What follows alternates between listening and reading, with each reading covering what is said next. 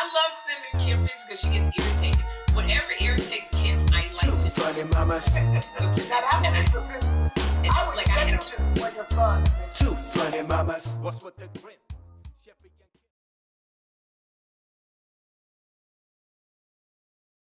Afternoon. I'm so used. This is usually Kym's job. She usually does this. This is not me. So I'm gonna try to do Kym's part. But I am Sherri Shepherd, and welcome to Two Funny Mamas. Sans the other funny mama, Kym Whitley. Kym Whitley is down for a little bit, and she's not able to do this podcast today with me. So it's me and a few friends that I managed to get in at the last minute to help me. I'm trying to do some iced tea over here while I'm talking to y'all. I'm thirsty as I'll get up. Okay, I'm so sorry. I'm in LA. Just to let you know, I'm in LA, and because I'm here on my hiatus, from the Sherri show. And anyway, okay, I'm having a lot of problems. You want some help right now. You need a hand? Yeah, I really do. I really do, because they gave me a carafe full of unsweetened iced tea. Oh, But no. I can't get open. And I really want this iced tea. There we go.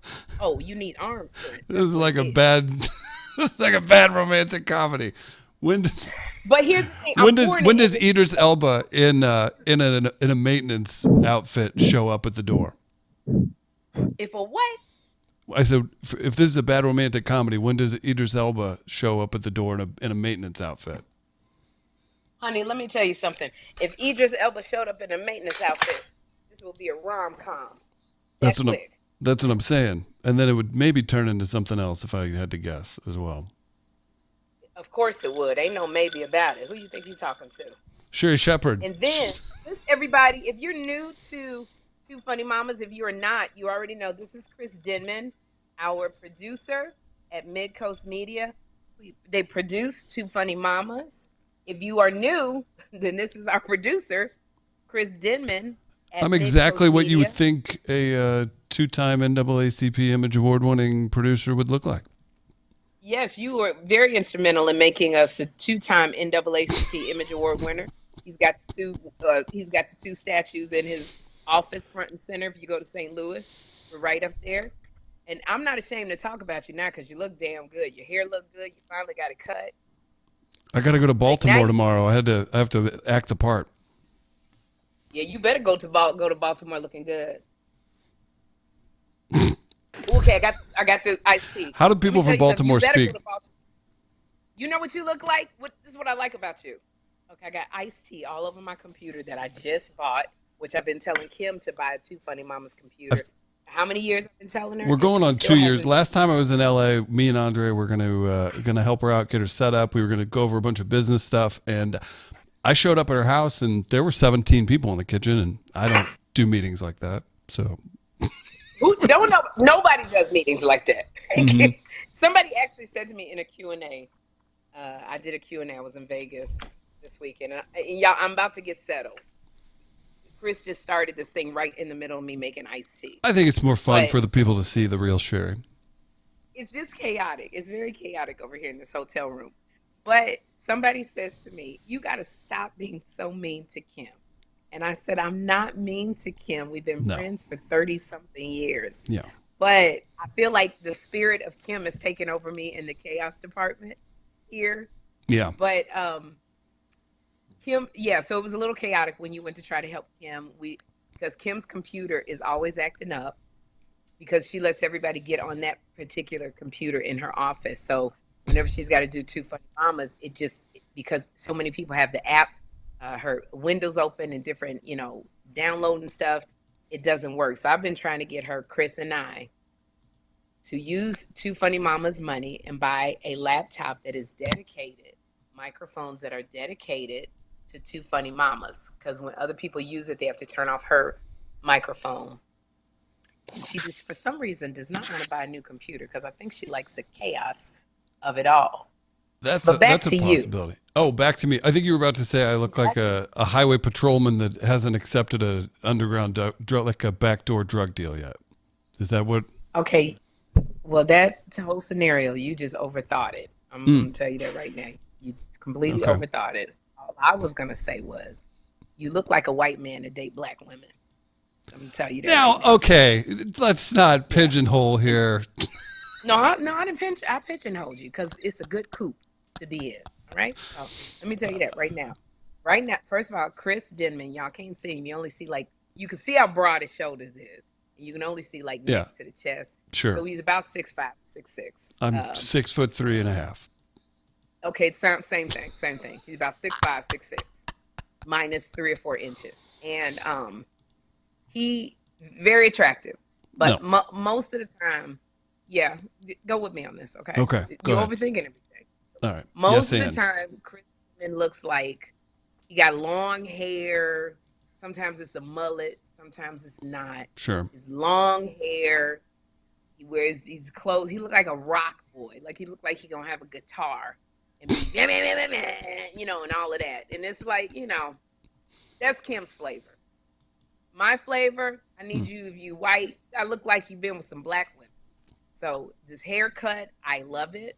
I love your beard. I'm loving your mustache. Wow. You got the blazer on with the sweat jacket. It looks like I dressed you. It looks like my hands have been all over you, and I like it. So that's the ultimate compliment. You are a white boy to look like you date black women. There it is. And so I did want to give you that compliment because I don't give you a lot of compliments because I'm on your ass all the time because of these invoices you keep sending me. Hey, I'm going to pay. But please stop saying you late and we're going to cut your services off. I got you.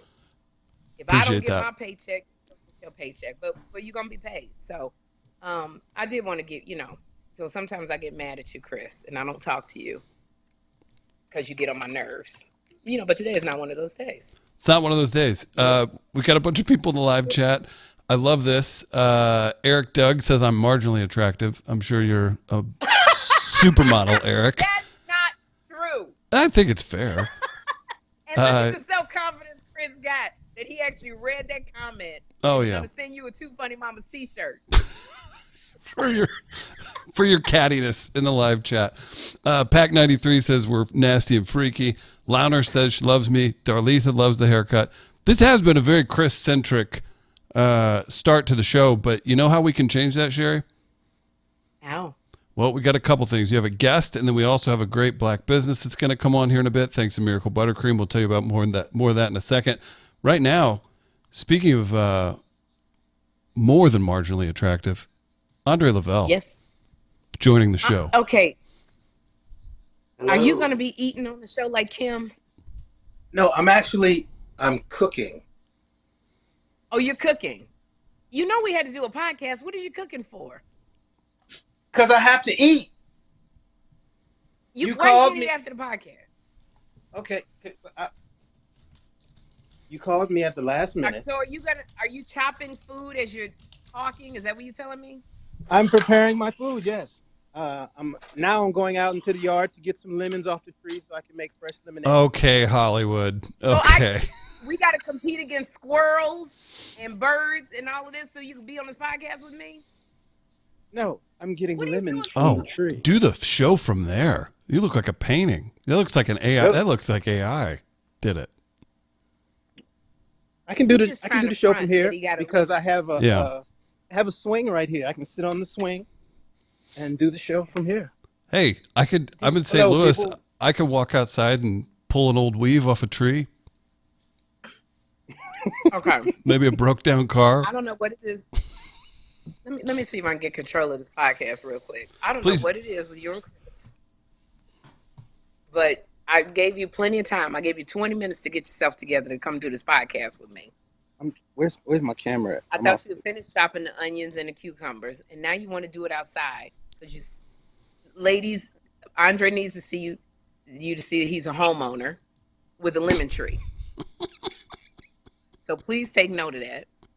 And in order to get the home, he had be to this have. way. Did that work better? Let me see how. No, you were fine the No. other way. You better stop The other that. way. You Okay. stop all that. How did you mess So that he's up? in order to own the home, to get the home, he's got to have some type of marginally good credit. So I think it's safe to assume that Andre is the owner of a lemon tree, the owner of a house, and the owner of marginally good credit. So, and he does erotica art. So, Here you go. I'm just saying, take that as you will, lady. He's a single man that does erotic photography, erotic art, which you can go to, what is it, eroticandre.com. You can see some of it. No. What's the website? You know, I've been watching you training, Sherri. Your body's looking amazing. When you gonna come over here and let me shoot you? Oh, Since boy. you got your new boobies.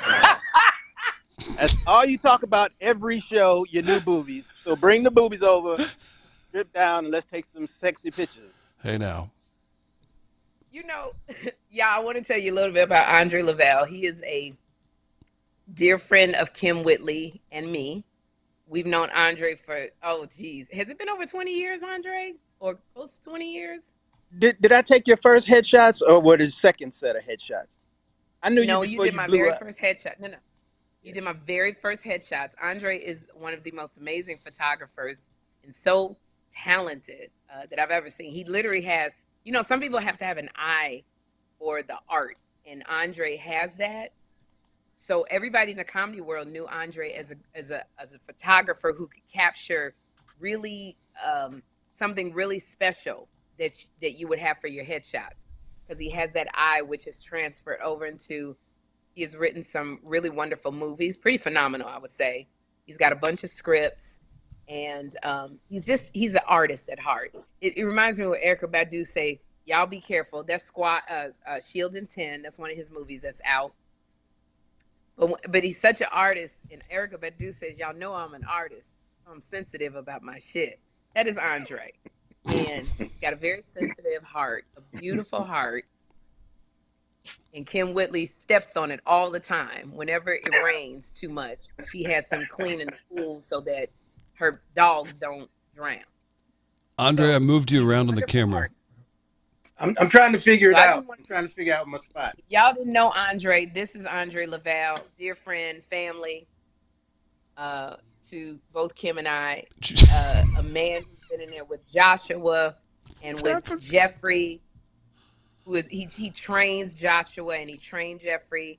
He's a martial artist in the black arts. He does black arts. And he paid extra to get that circuit box right there in his kitchen. Let's That talk circuit about box. this. I'm just trying to give Andre his props. It's You got a lot connected of to new the people. washer and dryer. I love it. combo. You got I'm the really wrong trying stuff to behind. finish cooking my food, Just stay in the kitchen. but Well, while we're doing I'm that, gonna take the time and do this podcast. hey, we're going to have a Are good we going time. to our black business? Let's So, do ladies, that. if you have questions, for Yeah, let's Andre, stay busy in the live chat. Get in the Q&A. We did have Rye ask if I'm wearing a mustard yellow hoodie. You bet. I kind of thought it was like. Is it cold out there? It was sleeting here today. What? It was 78 yesterday. It is 47 degrees here today. Dang. And here I am out here getting lemons off the tree. I'm sorry, bro. That was a flex. Yeah, it was. It was rude, but you know what would be even cooler if you had bees in your backyard. Oh. Is this how we're going to introduce our black business? That's what we Let me call, kind of set it up really just let me- quickly. Yeah, dropping a few crumbs there for him.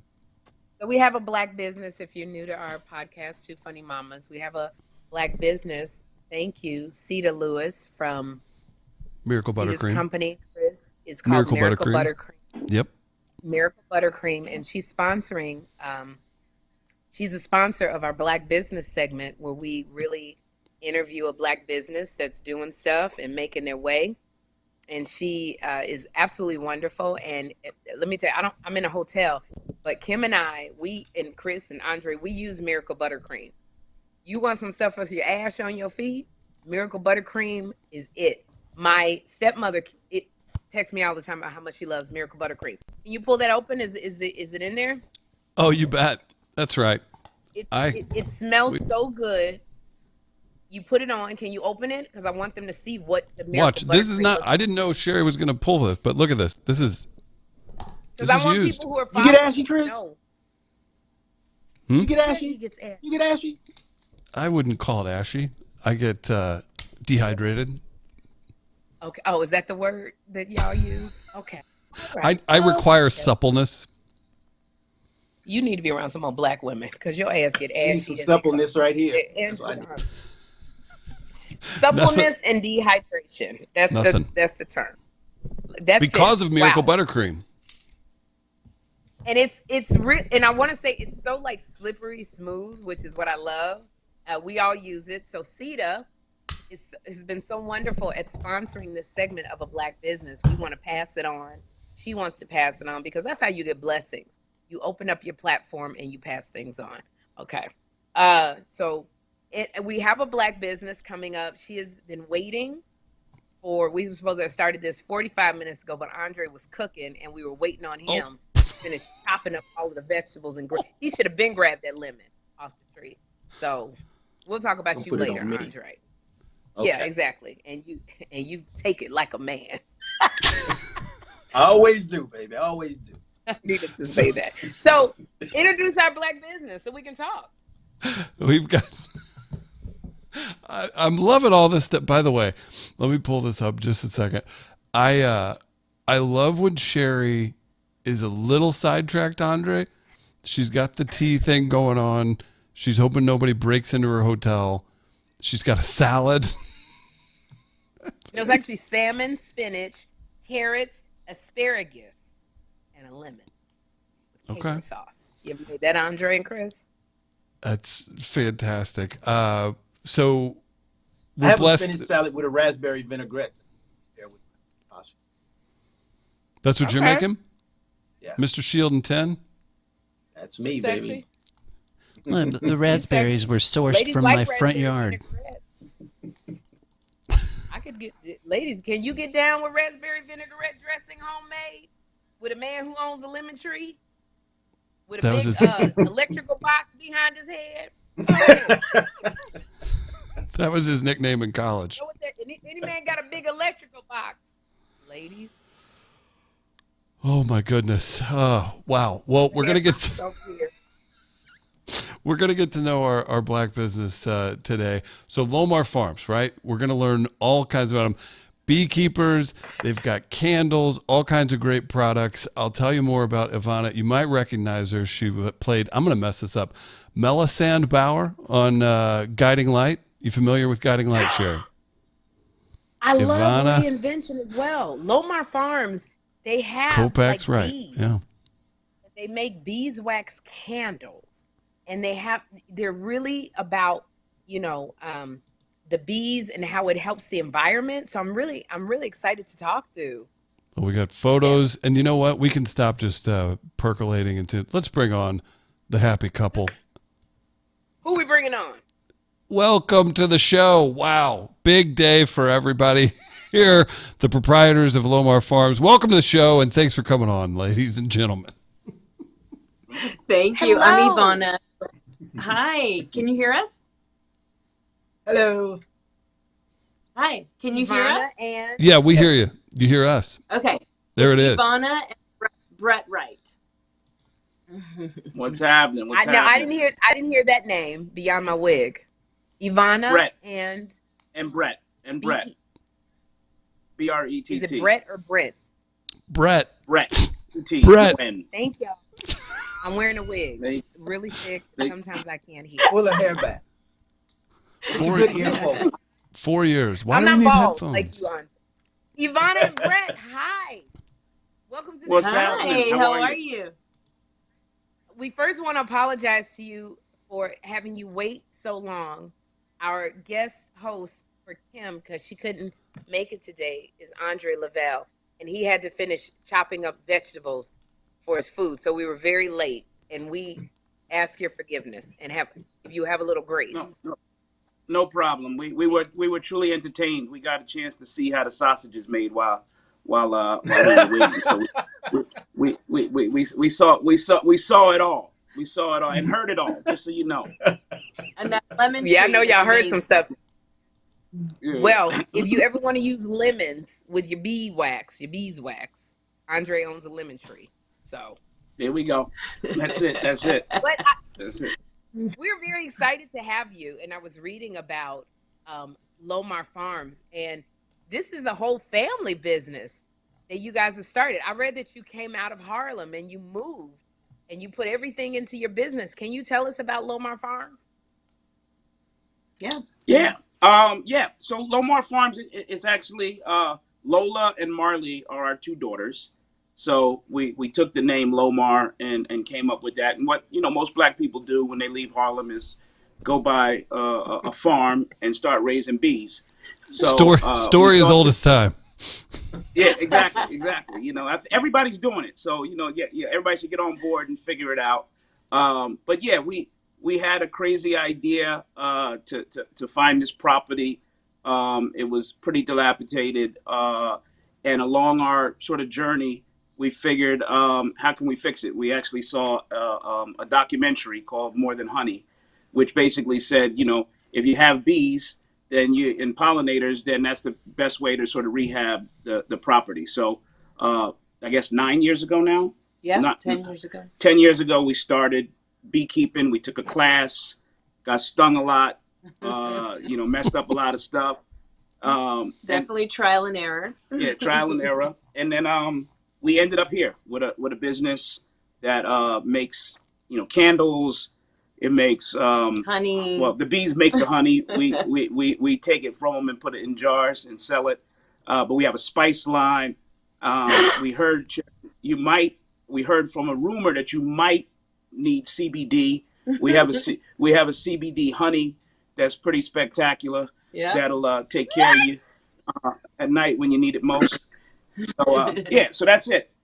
Yeah, and Brett is an amazing chef, so he is taking our company sort of in a more culinary way. So we have spices, and we just launched our coffee. We have a coffee line. We'll definitely send you some. And yeah, so it's just exciting. Okay, I love this. It is a lot of honey, because I don't use sugar. Yeah, I don't use sugar, but I see that there's so many different types of honey. What is the difference in the types of honey that makes it superior? Well, you definitely want to make sure and get honey from local beekeepers if you can. A lot of the honey that you get in the store is, added sugar, and the different types of honey depends on where the bee pollinates. So if you get lavender honey, the bee is pollinating only lavender flowers.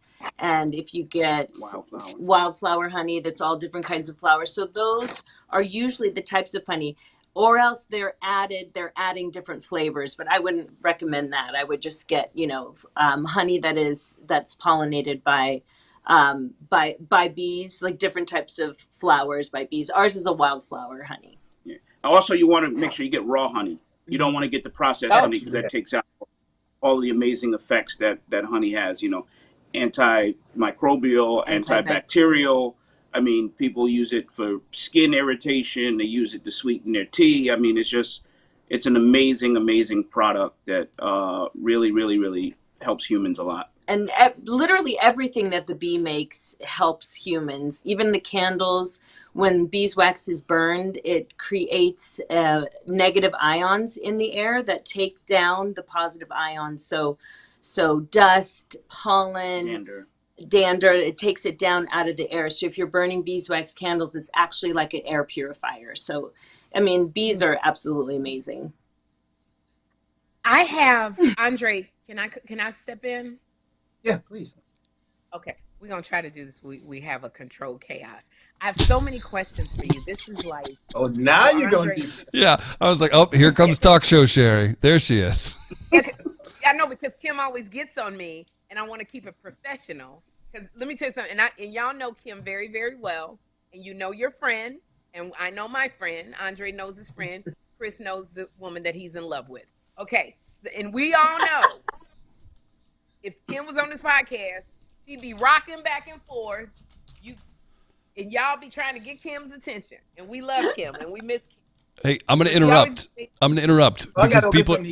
Yeah, well, and as you tell these truths about Kym, Sherri, I'm interrupting for 2 seconds. In the live chat, Lomar Farms, you can check out the website. That's where you can order all this great stuff that we're talking about as we're talking about it, because I feel like there's about to be some great information out there. So in the live chat, and then in the description as well, if you're tuning in, not live.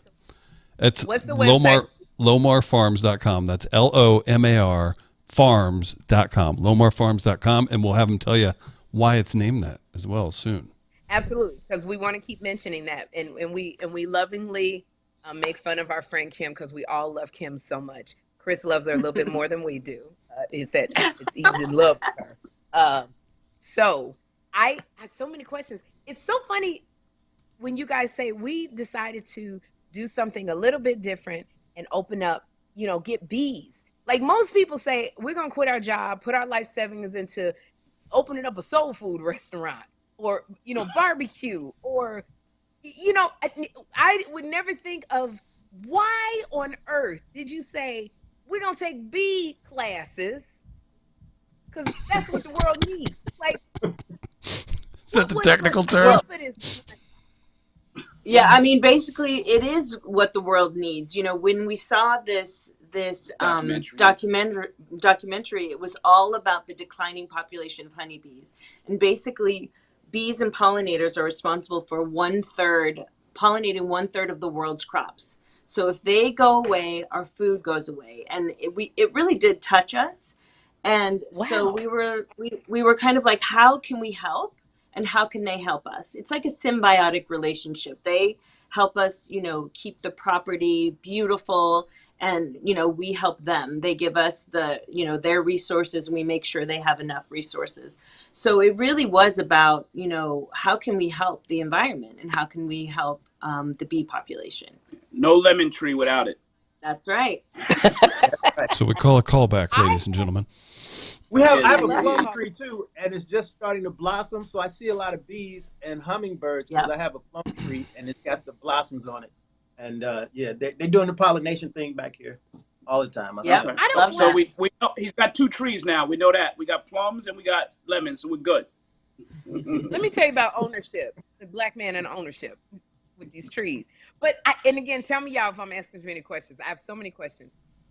So, you said, please support your local beekeeper. Buy local honey, as opposed to, because normally a lot of us will go into the store and just get the honey that's been on the shelf. I don't know the difference with all the different honey. I wrote down I should be doing raw honey. Why is it so important that we support local? Yeah, so the local folks are not commercial beekeepers, and the practice of commercial beekeeping has become part of the detriment. But you also want to support the local environment. You want to focus on local farms and communities that need that support. And then the last part of it is, if you're doing it for allergies or anything else, it can help you because the local flora that the bees are harvesting allows that honey to help support your allergy issues. So there's a lot of reasons to do it. It's a more pure product. It helps build a community that is looking out for both the environment and bees in general. So without getting too deep, those are probably the 3 easiest and most qualified reasons to support local farmers. Now, this question I got to ask you before I forget, because I keep seeing this debate on social media. Yvonne, they keep saying, how we do these, we put honey in our tea. Now people are using honey in healing, boil this and put the and then add honey. And I keep seeing people that say, if you put honey in boiling water, it takes away the medicinal or healing properties. Can you please clear this up for me? Yeah, it does take them down a bit. That's why we do say the raw honey. The raw honey has not been heated over 228 degrees. So if you get the honey that hasn't been heated, all of those like microbial, all of those antimicrobial qualities are still there. It's still better than, white sugar and a lot of different kinds of sweeteners if you do that. However, if you're just putting it in tea, usually that tea is not above boiling. So it's fine to put that in your tea as well. Okay. But even with raw, we shouldn't put it in boiling hot water. I wouldn't do that. No. I did, I see so much stuff on on social media, and I go, I don't know what's real and what's fake because I love using honey. And it's so funny because you said honey is for healing. There's a doctor I know in Los Angeles. He's a renowned doctor, and he deals with patients who have diabetes. And I saw him, it's a little bit gross, a gentleman, one of his patients had a hole in his toe because diabetics like me, we develop neuropathy where we can have a rock in our shoe, not feel that rock cut our toe. Infection, they want to amputate. It's crazy. He's a African-American doctor who doesn't believe in amputation. So this gentleman had a hole in his toe from a blister and never felt it. The doctors wanted to amputate. He used raw honey and would pat this man's toe. And I'm not, and hear me, people, we are not doctors. I'm not espousing this. I'm just saying what I saw a doctor do. Please do not be like, oh, I got this hole, I'm gonna throw some honey in it. We are not, no money over here. No money over there. Okay. But I'm just saying, he loved to use honey, and the man's foot healed where he didn't have to get it amputated. And he uses honey so much on his patients. Can you talk about, like, without being a doctor, but some of the healing properties of honey? She plays one on TV. Is that a good question? So, yeah. Yeah, it's a great question. I mean, honey has this antibacterial quality that can heal like cuts and scrapes and infections. Like if we ever actually even get a bee sting or a burn, we put a little honey on our, on a Band-Aid and put it in. Also, again, not a doctor, not a real doctor, but they also have apiotherapy. You play one on TV. I do. Law and Order.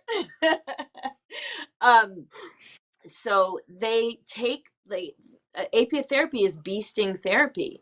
So even the venom of the bee has been found to kill breast cancer cells, and so help with cancer, also with arthritis.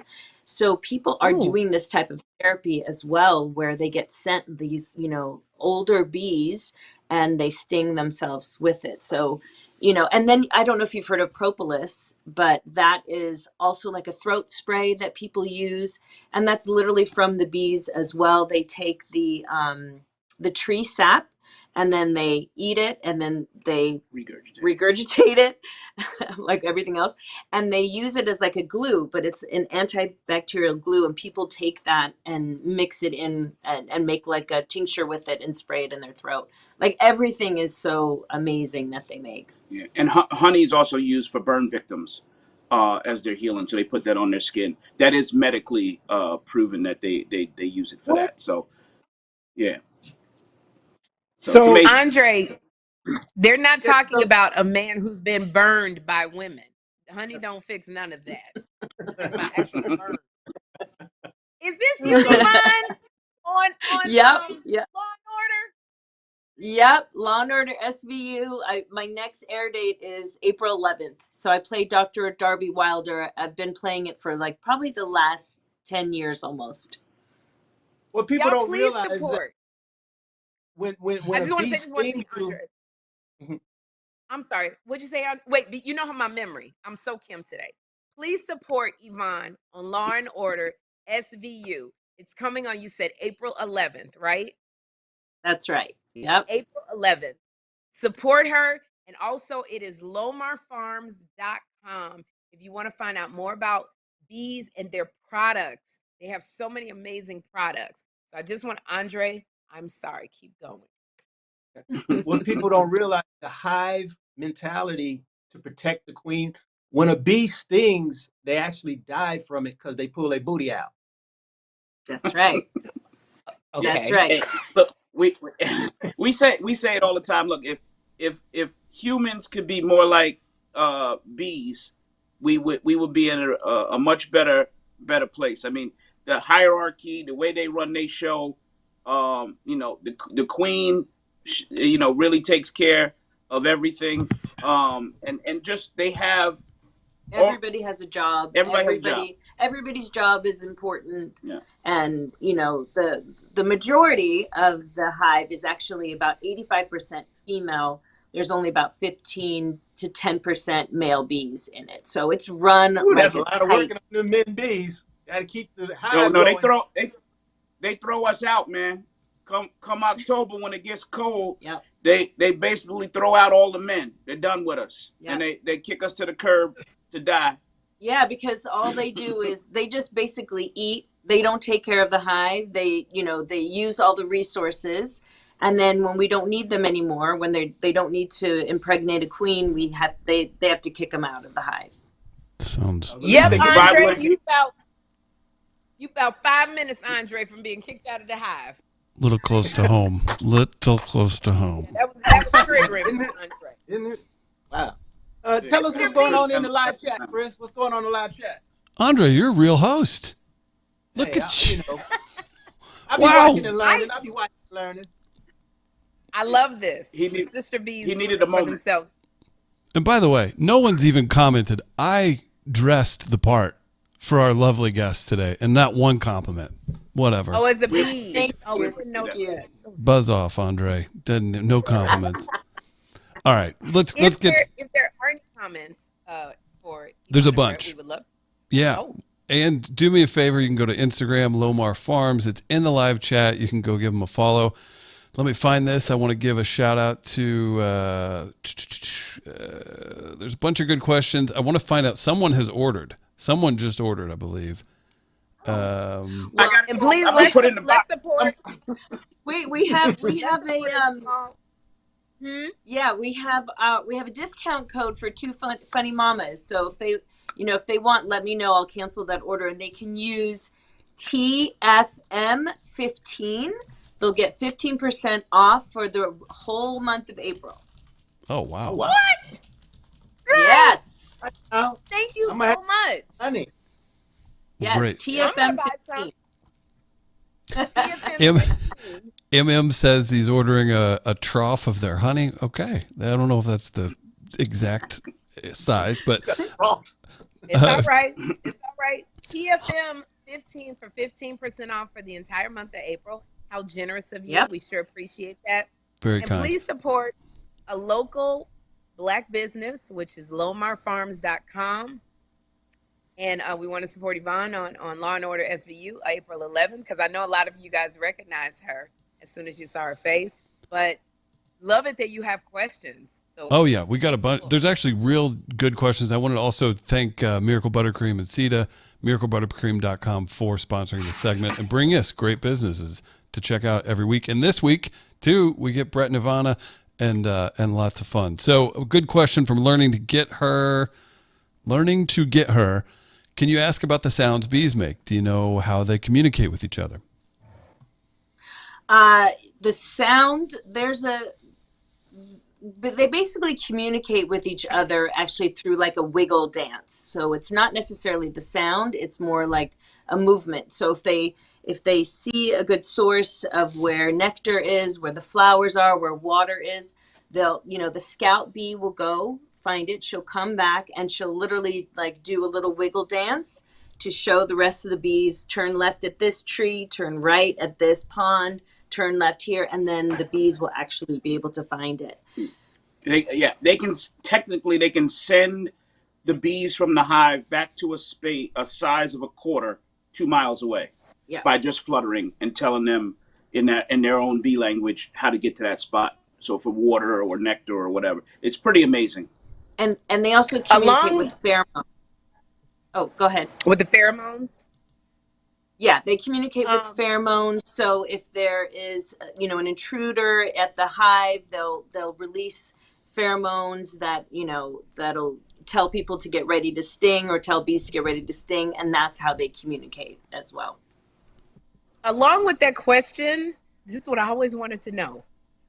When I were to go visit my people down in Raleigh, Durham, and be bees, if you step on like a hive or something, them mother jokers, full force, they OG gangsters, freaking crit fly, and will follow you. What do you do? Like they even had, I think it was Bill Gates was at the one of the tennis tournaments, and it was a bee outbreak, and they just sitting there talking with bees swarming around everywhere. If you ever come upon a pack of bees, and what do? Is there anything you do? You stand still like a tree? You pray. So they don't mess pray. with you? Pray. You pray. She called them a pack of bees. I mean, in all honesty, honeybees, if you see a swarm of honeybees, they literally are the most docile that they ever are in their lives, because they are looking for a new home. So they've swallowed like a bunch of honey and filled their bellies, so they actually can't get the stinger out.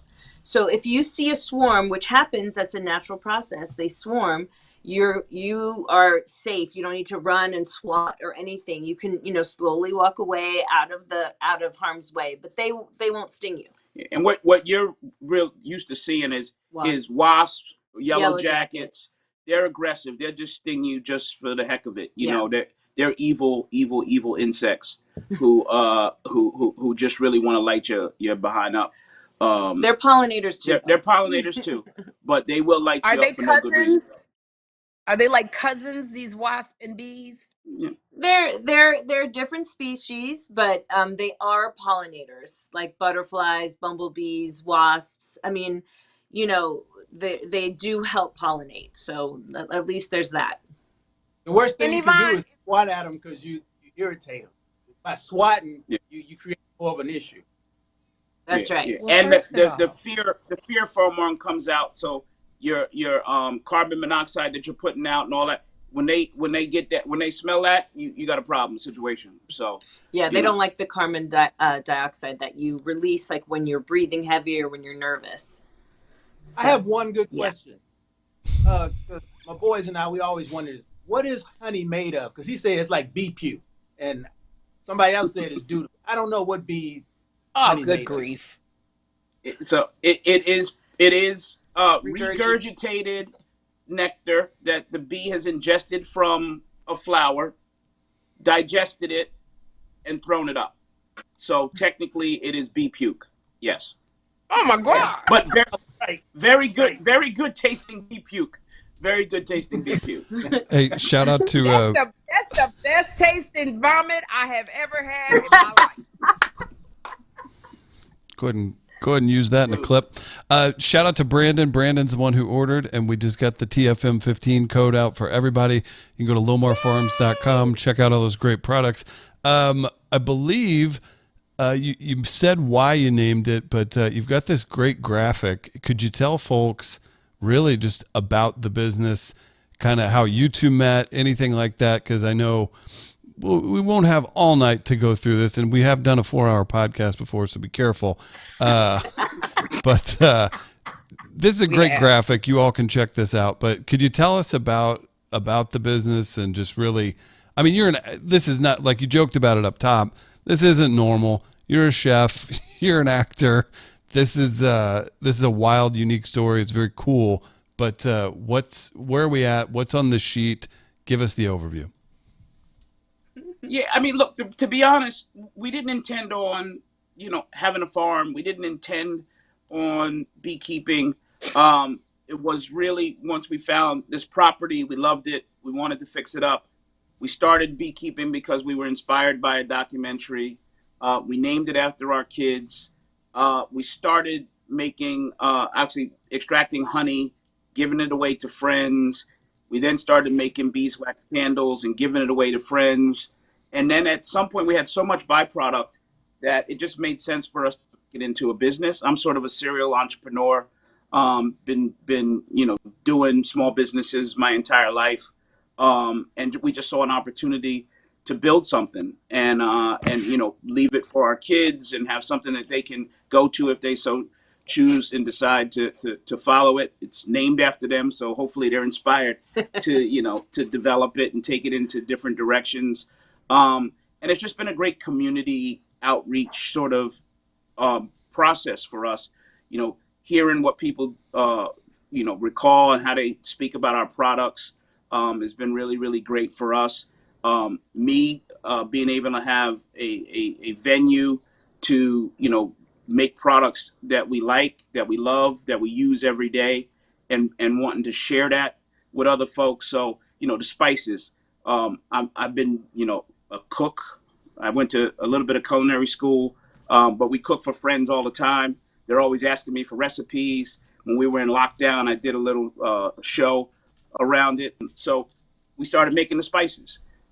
We love Jamaica. We travel to the Caribbean all the time. We love jerk sauce. So we made 2 jerk sauces. We're both coffee snobs. We love Nespresso, but we thought we could do it better.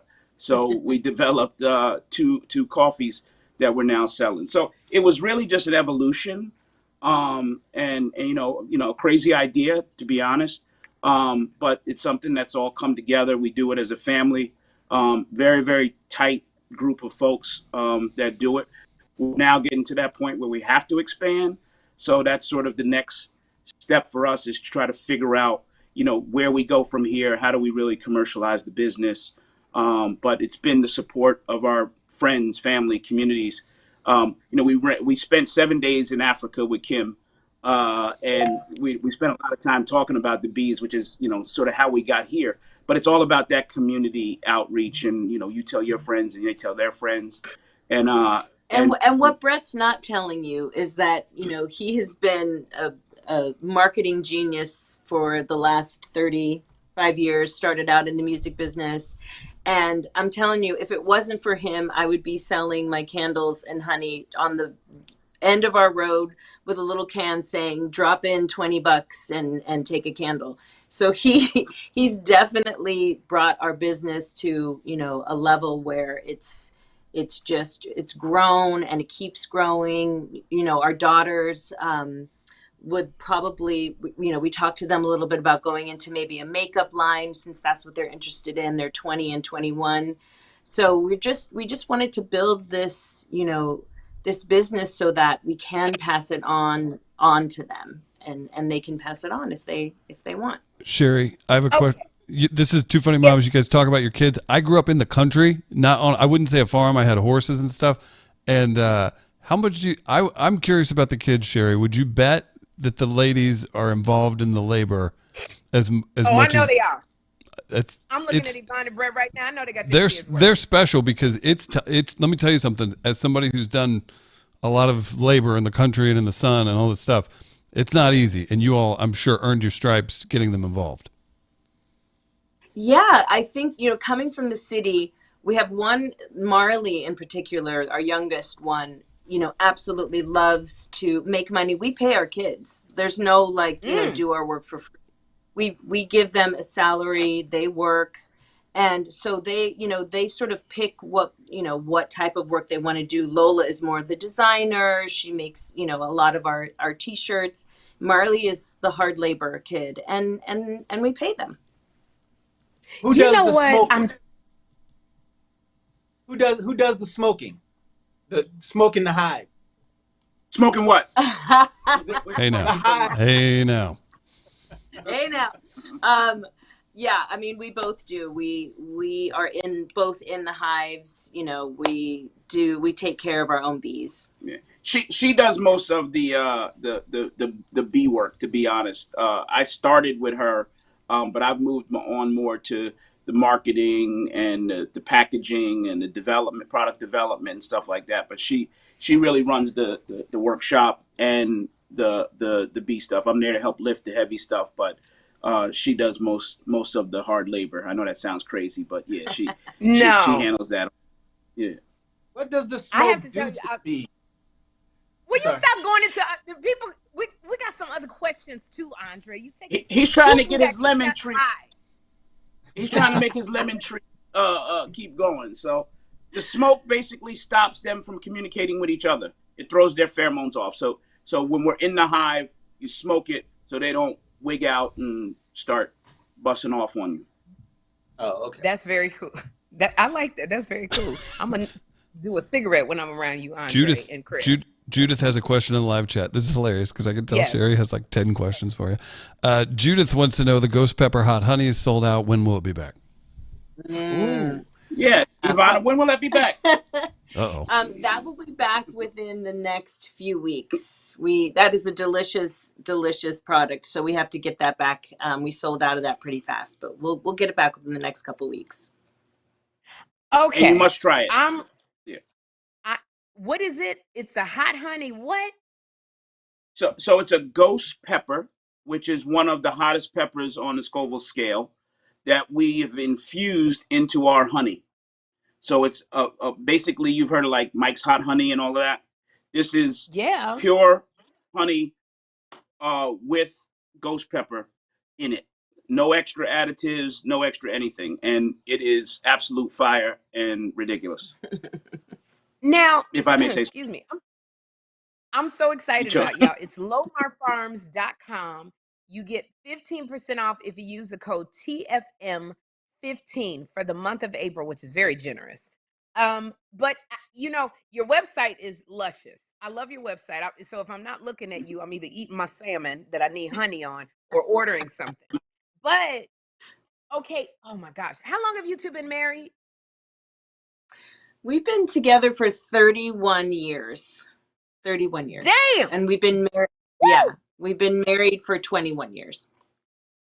Okay. I want to go back to the honey, but I want to ask you, because you were saying something, Brett, about, you like starting businesses, and what advice would you give to someone who's out here? Because you said, you love to cook.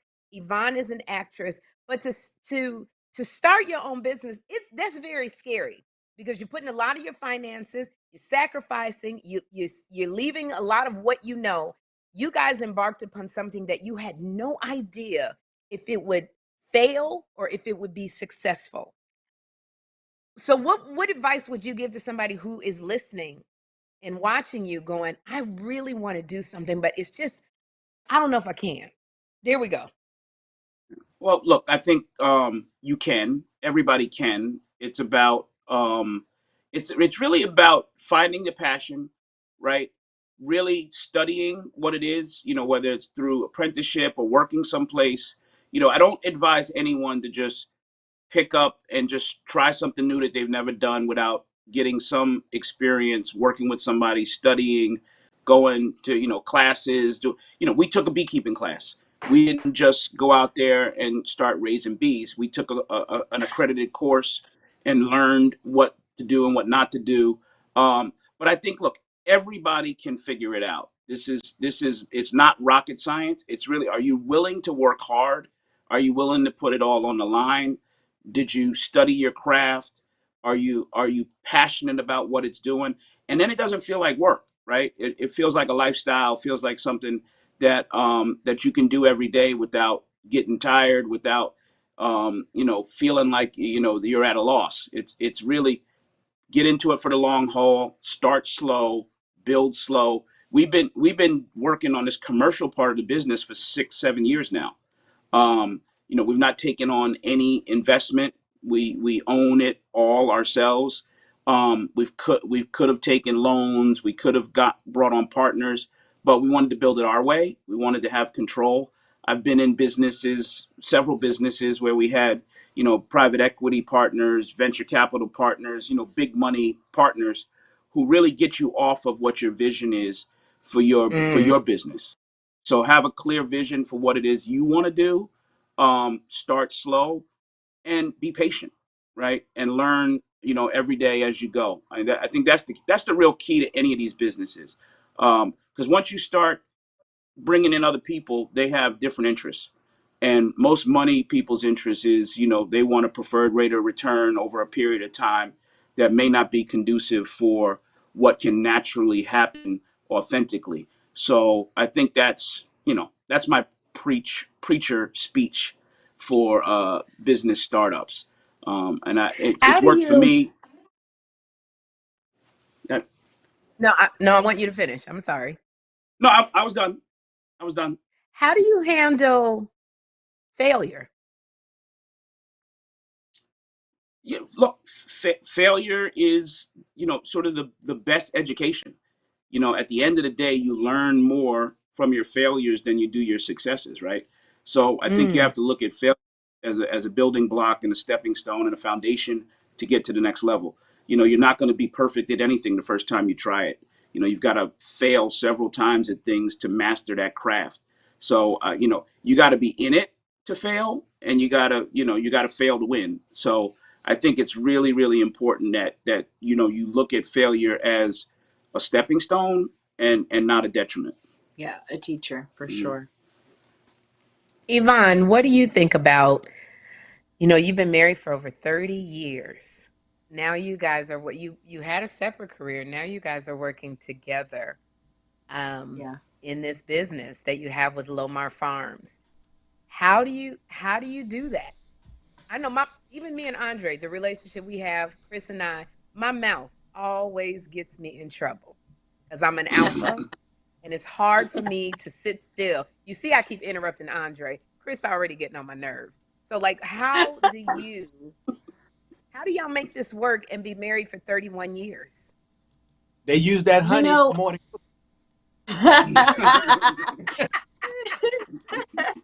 Well, that too. But Brett is so he's so patient, because let me tell you, I'm the same. I'll go to him and I'll be like, I want your opinion. What do you think about this? Do you think I should do this, or this? And he'll be like, I think you should do this. And I'll do the opposite. And he's like, why do you ask me if you're not going to, listen to me? And I'm like, I just want to hear your opinion and what you think. And then I want to make my decision, knowing that opinion. Yes. And he's just like, okay, like he's so laid back that he's just like, he'll pretend like he's offended, but then he's really not. And he understands business so much. And I do know that, you know what I mean? So a lot of the times I do ask him so much about how to run the business. And he has such good information. And I'm kind of like, I can't believe we haven't done this sooner. Actually working together, because we make a really good team. We make a great husband and wife team, a great parent team, and now a great, working team. I can't believe we haven't done it sooner. I'm like, what's our next project? I love it. Folks ask him where you're located. We're in Palisades, New York. So we're about 12 miles north of the GW Bridge in New York, Rockland County.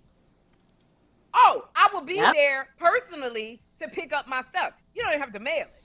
I just order something. Chris, I want to let people know. I don't know how we're going to do this, Chris, so I'm leaving that on you because that's your gig. We're going to give away three gift certificates for $100 from Two Funny Mamas for you to go and order products up to $100. Now, I'm not paying no taxes. $100 on product. No, we'll pay the taxes and everything. So, Chris, I don't know how you want to do that. It'll be 3 winners to purchase $100 worth of product, and then we'll get it shipped to you. So, Chris, that's on you. Awesome. I don't know how we're gonna do it. Yeah, but go to lomarfarms.com and you get 50 and that's 50, and you get 15% off with your $100. But it's TFM 15 for the month of April. And your website, I love it. I saw something that said body juice. What is honey body juice? What? So there's actually no honey in that, but it is amazing. It's a mixture of almond oil, vitamin E oil, and a blood orange essential oil or lavender essential oil. And, it'll knock the ash off you. Oh, yeah. You can put it in your bath. You can put it all over your body. It's amazing. There we go. I like this. I love that you are branching out and doing all of these different products and for candles, because you said, look at this, like the beeswax. What's all the way? Is that jam or something like that at the end next to the candles? Oh, that's the hot honey. That's the hot honey. But we have this one. You have to DM us for the okay. That's the CBN. You're doing CBD or CBN? I think it says CBD. That'll help you go. But tell me what you got. What you got? So the different strains. The CBN is really for nighttime. So if you have trouble sleeping, you want to go with a CBN, which will help you then. CBD is a daytime, so you can function on it during the day. Yeah, but the CBN, like, make sure you have your PJs on, make sure you are in the bed, and you take 1 teaspoon and you're out. 25 milligrams a serving. And what's it called? Because I'm about to order me a few of them, a trough full. You have it. This is the Lomar Farms CBD honey, but you have to DM us for this. Like, we'll make the order for you. Yeah, our website, Okay, so you can Shopify doesn't allow us to sell it online, so we have to. Got you. So for that, we have to DM you at Lomar Farm. Sherri, you have my mailing. You have my mailing address. Why, you want me to mail you some? Get out of here. Another question I have. So we have to DM you at Lomar Farms on Instagram, right? Do you have your? On Instagram. Go ahead, Sherri. Or Instagram. Want to email us as well from our website. I'm so excited. Okay, I got one more question because we are not going to hold you all night. This is so exciting. We're so thankful that you came on to share your time with us, Yvonne and Brett. And I know y'all got to go smoke some bees, but for single ladies out there, Jay's too. What would you recommend? Yes, all right. What would you recommend? What kind of candles for the lady? So we got a couple of guarantees. They come with guarantees. Okay. If you can't close with these, then that's on you. We have 2 massage oil candles. So one it's a pouring candle. So Ivana came up with an amazing recipe. It has coconut. You want to tell them? Yeah, I mean, it has a little bit of beeswax, a lot of coconut oil, and some more almond oil. And it's in this beautiful heart-shaped jar. And you can pour it out, and you can give yourself or your partner a massage. It's absolutely amazing. It's called the closer. That's what's up. I'm slowly seeing what's going on with Brett here, and I'm a bigger fan as it goes on. Thanks. I'm glad somebody appreciates me. You didn't know. I'm glad somebody appreciates me, man. I appreciate that. I didn't know. Now I know. So there it is. Got it. What's number 2? And then there's another one. The other one is another massage candle. It comes in a tureen, and that comes in different flavors. There's also one that's called Spellbound. Yeah. We also have a candle called Nectar, which is for some reason just, I don't know if it is like an aphrodisiac or whatever, but the candle smells so good. And it's also, in I think it comes in a red jar as well as our regular jar. And that is also a beautiful candle just to call in love, especially the one in the red. Just put it by I don't know if you are feng shui at all or you know about it. If you put like a red rose or that red candle on the side of your bed, you can call in some powerful partnerships. Yeah, that one comes with a get naked guarantee. So once you like that one, you're guaranteed to get naked. So we got 2 options. You got 2 options. Chris, that's there beautiful. You go. That's absolutely gorgeous. Now, tell me something. And we're gonna take a few questions, and we're gonna let you go because we have hijacked you, Yvonne and Brett. We so appreciate you. LomarFarms.com. Go please support a local Black business. And for the month of April, you can get 15% off your orders at TFM 15, TFM 15. And we got 3 winners. We're going to give away a $100 gift certificate to Lomar Farms. We're going to do that from 2 funny mamas. I forgot to talk it over with Kym, but I'm sure she'll be okay. Beeswax. As I stare at a stack of Ida Rodriguez books that were sent from California to me that now poor Deja and Hermela have to mail out, I can't wait to come up with another giveaway. It'll be great. On the fly is usually the best. We can ship them for you, Chris. We'll ship them for you. Oh, no, they're the gift certificate. We got to pick them. And now people are going to be sad because they didn't win. It's a whole thing. I know. I throw that on Chris. Kym, we had a bunch. We like to support our businesses.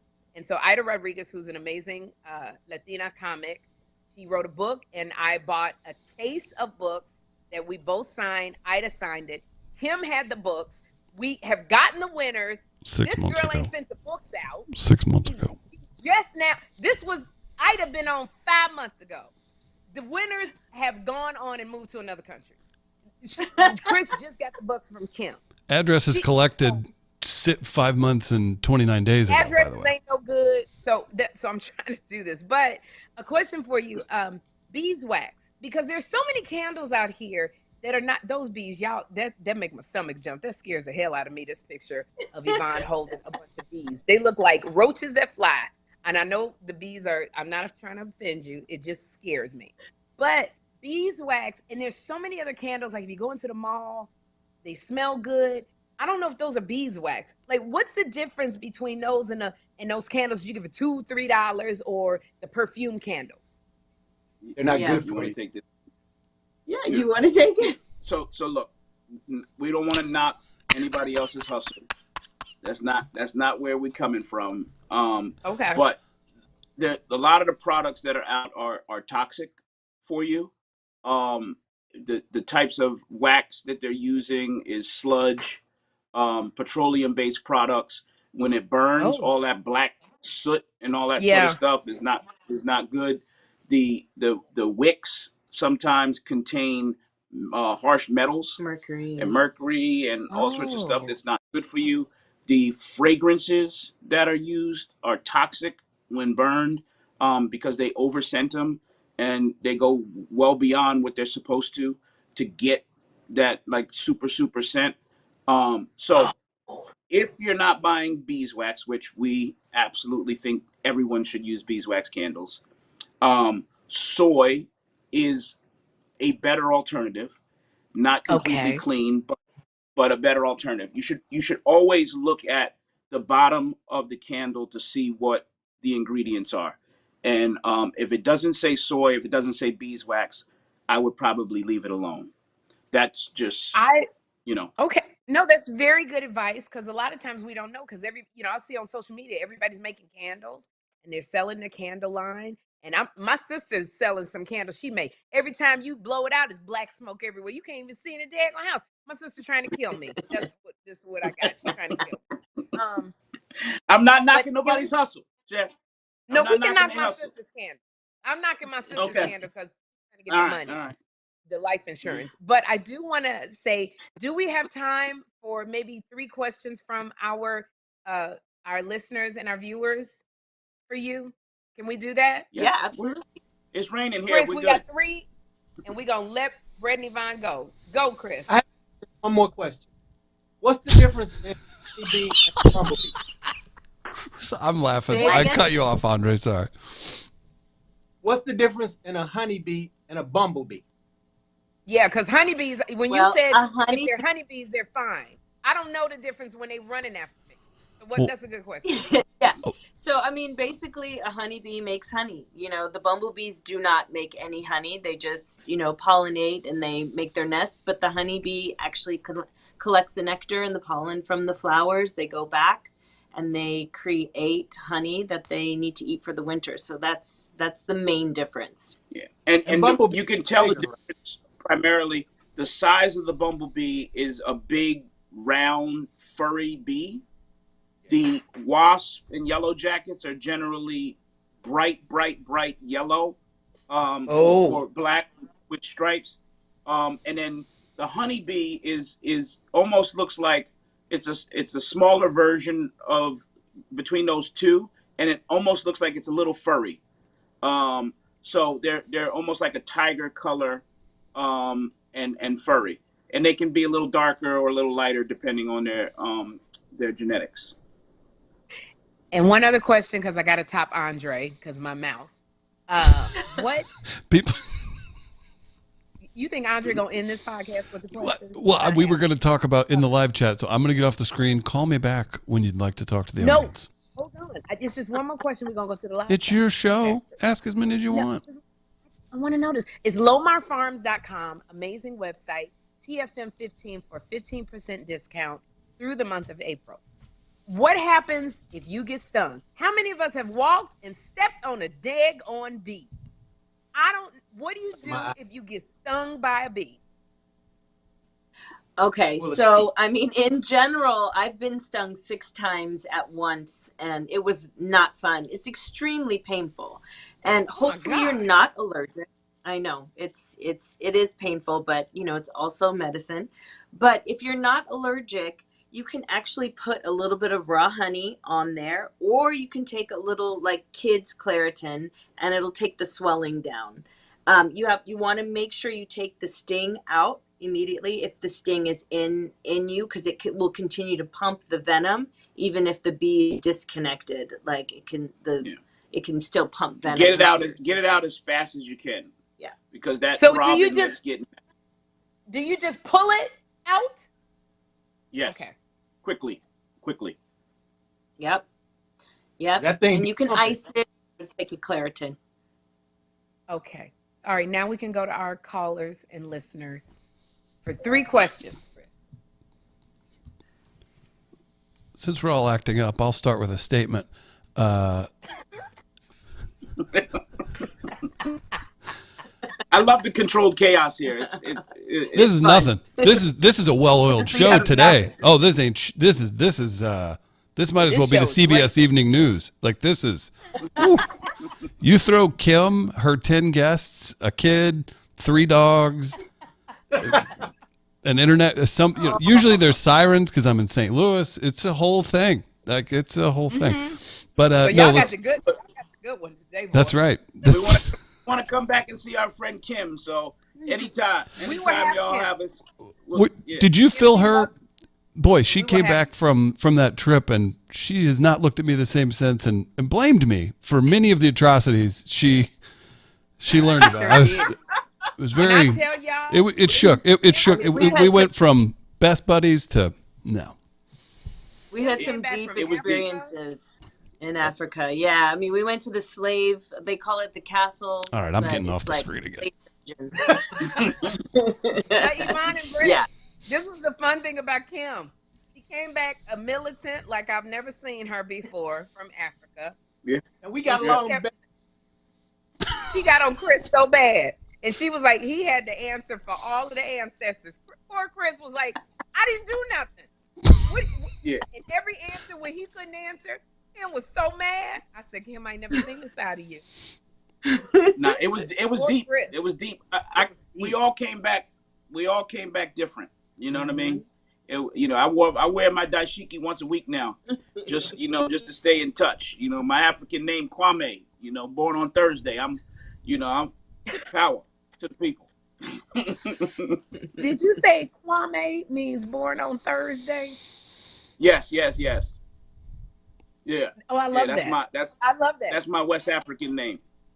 Yeah. When y'all, I promise you, when you come back, because we're going to have you back, our dear friend, potential lover to Chris, Kym Whitley, will be here, and we're going to have so much more uncontrolled, chaotic fun. I guarantee you that. But you guys go to lomarfarms.com, support a local business. You get a 15% off for the entire month, TFM 15. Please support.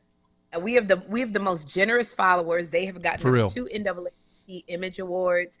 They really support Black businesses. So we're asking you to go ahead and get behind Yvonne and Brett because this is so much fun. We've learned so much about your business. I'm buying a bunch. We're giving away 3 gift certificates for $100, or Chris is handling that. I know we signed. But we have 3 questions that can be asked before we let. And again, thank you to Miracle Buttercream for making this possible. Appreciate Sita and all the love to her. We love Sita.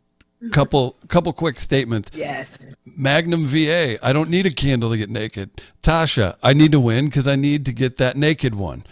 You're piquing interest, Brett, and I appreciate that about you. We've got a lot of people. They're buzzing. Remember, what'd you say bees do? They wiggle. Buzzing. A lot of buzzing and wiggling. A lot of buzzing and wiggling in the live chat because people want those gift certificates. So we'll figure that out.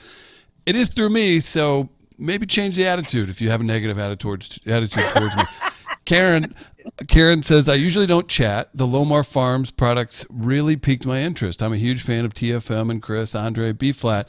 Thank you, Karen. See, look at this. You get a great guest, very interesting subject matter on. You get people to literally do something they never do. Fred and Yvonne are good people. We love supporting really good people, and we love supporting marriage. And y'all been doing this for 31 years. Heck yeah, we gonna buy that mango, the closer. Body cream, body juice. A question you want to for be married for 31 years too, right?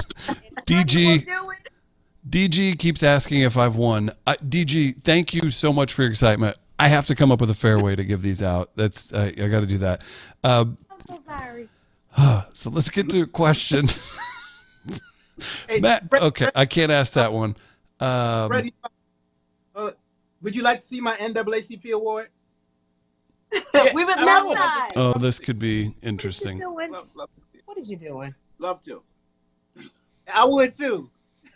Oh, he's upset because he's really a regular part of our TFM, and he didn't get the NAACP Image Award. They don't give five of them. I can keep one, Sherri. Dang, you got 5 of them. Let me keep one. I got 5 of them. Our Two Funny Mamas fans, they got a vote, and so we won because of our Two Funny Mamas fans. So they're very supportive. They're very loyal. And we thank you guys for supporting LomarFarms.com. And you get 15% off at TFM15. We're going to get these questions out so we can let these people be married for 32 years. They need to go smoke them bees. So there's a prickly commenter in the live chat. I'm not going to ask the questions, but we're not asking no prickly questions. No. So here's another one from Brandon. Not a ton of direct questions. I'm having to scroll through a ton of these, and I had some queued up, but here we go. Brandon ordered without the code. Wants you to know, don't cancel the order from Brandon, because Brandon has now ordered a second time with the code and will be gifting the original order. So that's double support. Look at that. That's amazing. I knew I liked Brandon earlier. I liked Brandon earlier. He's all right with me. Thank you, Brandon. Appreciate you, bro. Very nice. Shout out to Deborah, who's watching in Chicago. Magnum VA is asking, you'll get them questions out sooner or later. I don't know where we're at with this. Does beeswax? Oh, here we go. Here another question I have from earlier. They want to know about expiration for honey. What's the typical shelf life of that? Great question. And then Harriet wants to know, does beeswax burn quickly? Love TFM. Harriet wants to know. Good question. So there you go. 2 good questions right out of the gate. You can take the honey one. Honey lasts forever. Or I can take the honey one. It never expires. Raw honey never expires. They have taken honey out of the tombs in Egypt, and it is still edible. Literally does not expire. Raw honey will harden and crystallize, which, some people love that as well. It's still good even when it crystallizes. Okay. I have some honey from Michelle Obama because they had bees at the White House. Oh, wow. And so whenever you would visit the White House, First Lady Michelle Obama gave you a little jar of honey. That's a flex. I love that. That's a flex. She did. That's a flex. And I've had that honey since 2009, I think. And it's still on my shelf with the little card. And Michelle Obama gave that. That is very cool. Yeah, dope. You can keep that forever. You can pass that down to, whoever you want. It'll be good. That's amazing. I'm passing that down like an old wedding dress or a ring. That honey. That's right. Obama. Yeah. If you have honey at home and it crystallizes, it starts to look like it's turning into take a pot of hot water, put it in a bowl, and just dip it in there and leave it in there for a couple of minutes, and it'll go back to its liquefied state. So I know some of y'all got it up in your cabinet in the corner, getting all crusty and dusty. Take it out and put it in some hot water. You're good. Crusty and dusty. Bad nickname. Beeswax actually burns at a very high temperature, because beeswax burns the longest and the most the hottest as well. So what happens is with beeswax, our candles are very different than regular soy candles. They will look like they're tunneling because the heat from the wick will slowly, sort of take that beeswax out. But it's not like nothing's wrong with it. Like we have to change our mindset about, burning candles now with this beeswax, because it does burn a lot longer than regular wax. But because of that, like sometimes it looks like it'll tunnel, but it'll all burn out to the sides eventually. Yeah. And just a little candle science here. So what you want to do is you want to make sure you burn it for a long period of time, at least 4 hours, whenever you light a candle at the beginning.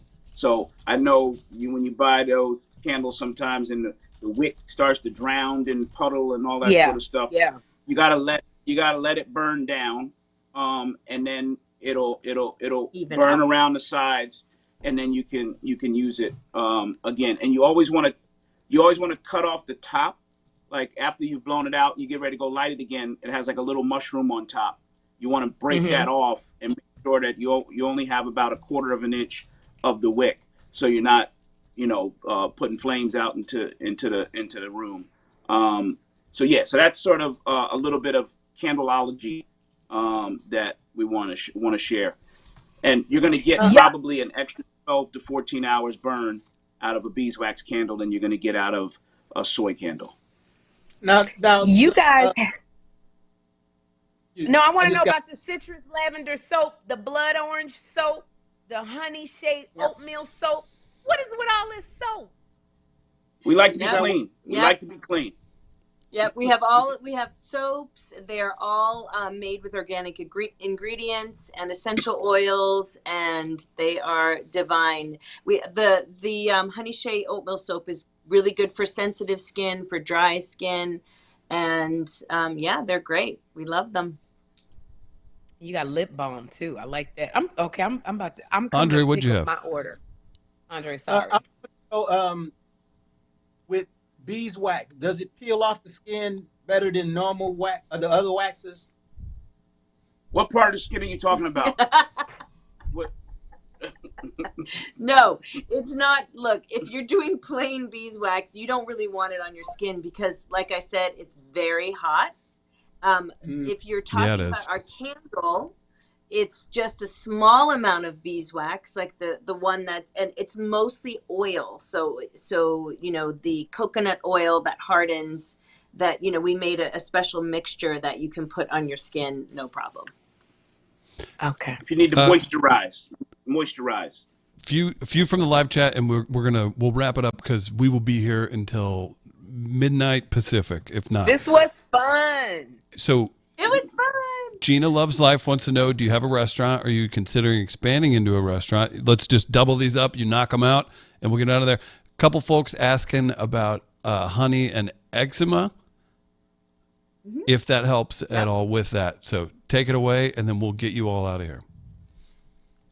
Yeah, so I am retired from the restaurant business. Took a thorough ass whooping in that business.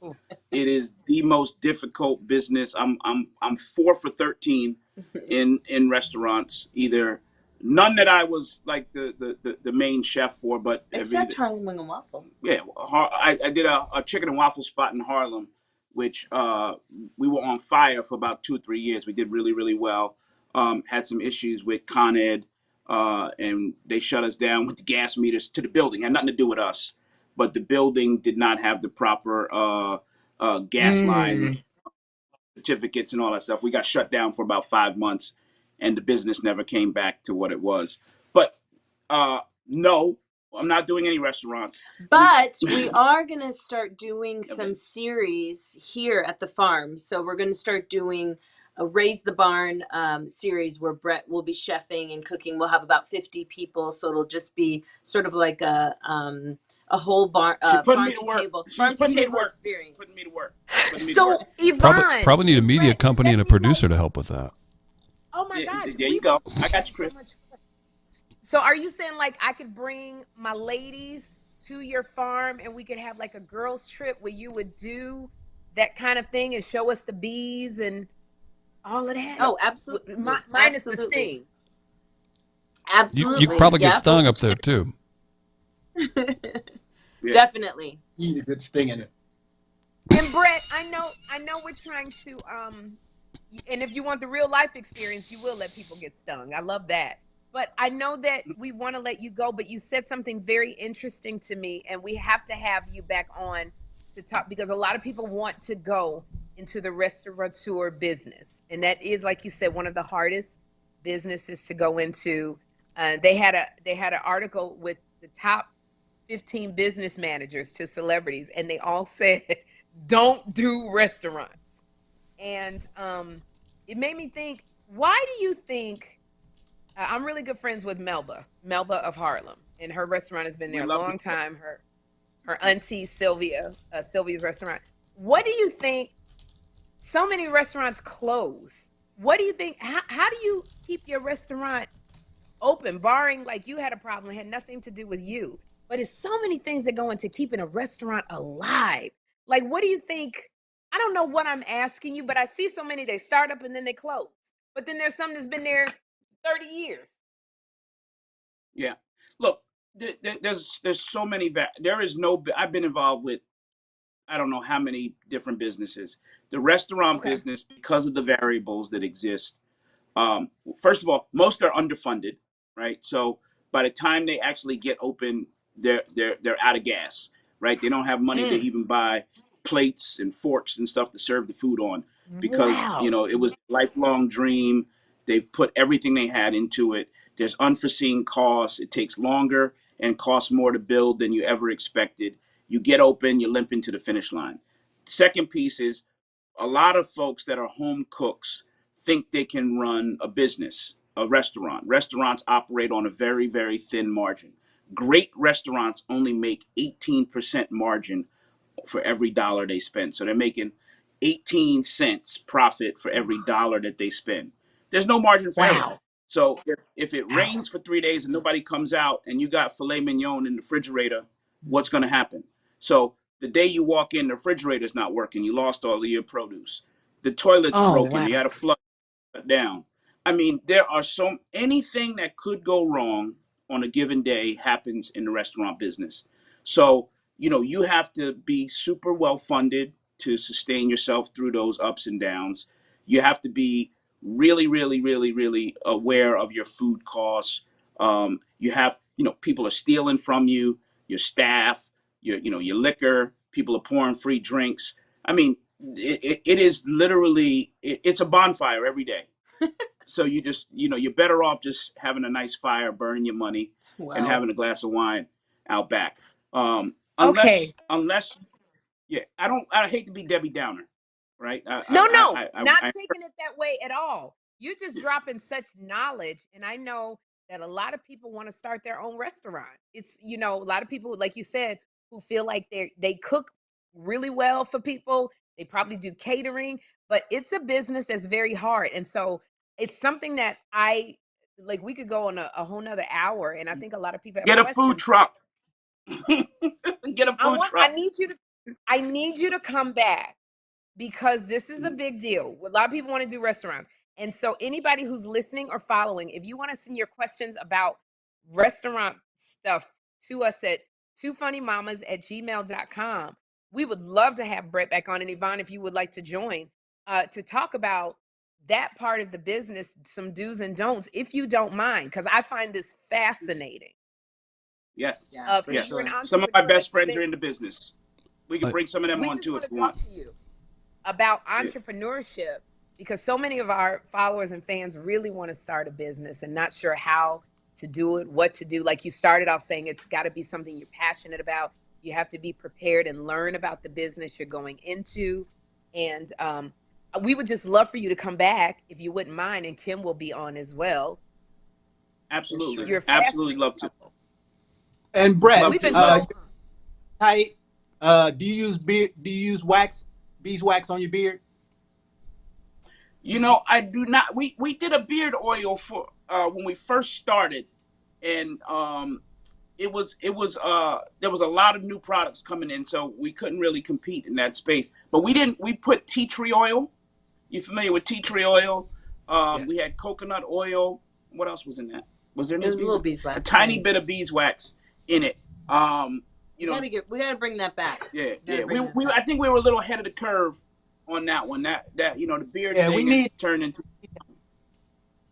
because you know once it goes rough, get a little rough. Yeah. No, definitely. But you know, you definitely hit it with some vitamin E oil, keep it moist and supple. You know, I can't do nothing about that gray, but you keep it soft. Yvonne, I see why you've been married to this man for 31 years, because he got all the lingo that I love. I gotta tell you something, girl. The people in the comments are loving it too. From the Acoma Project, Dr. Alfie, she's been on. Her and Tisha and Kym did a big, a big episode before. So shout out to her for jumping in. Have a big fan of her. PR Jade's having a good time. Says welcome back to Ivana anytime. I mentioned we haven't even cracked Ivana's IMDb. We haven't even gotten into all the work, like working actor for how long? Like, wow. So yeah, that's incredible. So all these people having a good time in the comments. So thank you to everybody for doing that. And I'll shadow that my dad has been in food service, like where they sell foods to restaurants my entire life. And what I've seen, I'm in charge of partnerships for a music festival. I deal with all of the food trucks and everything. Buddy, to quote the late, great David A. Arnold, it ain't for the weak. No.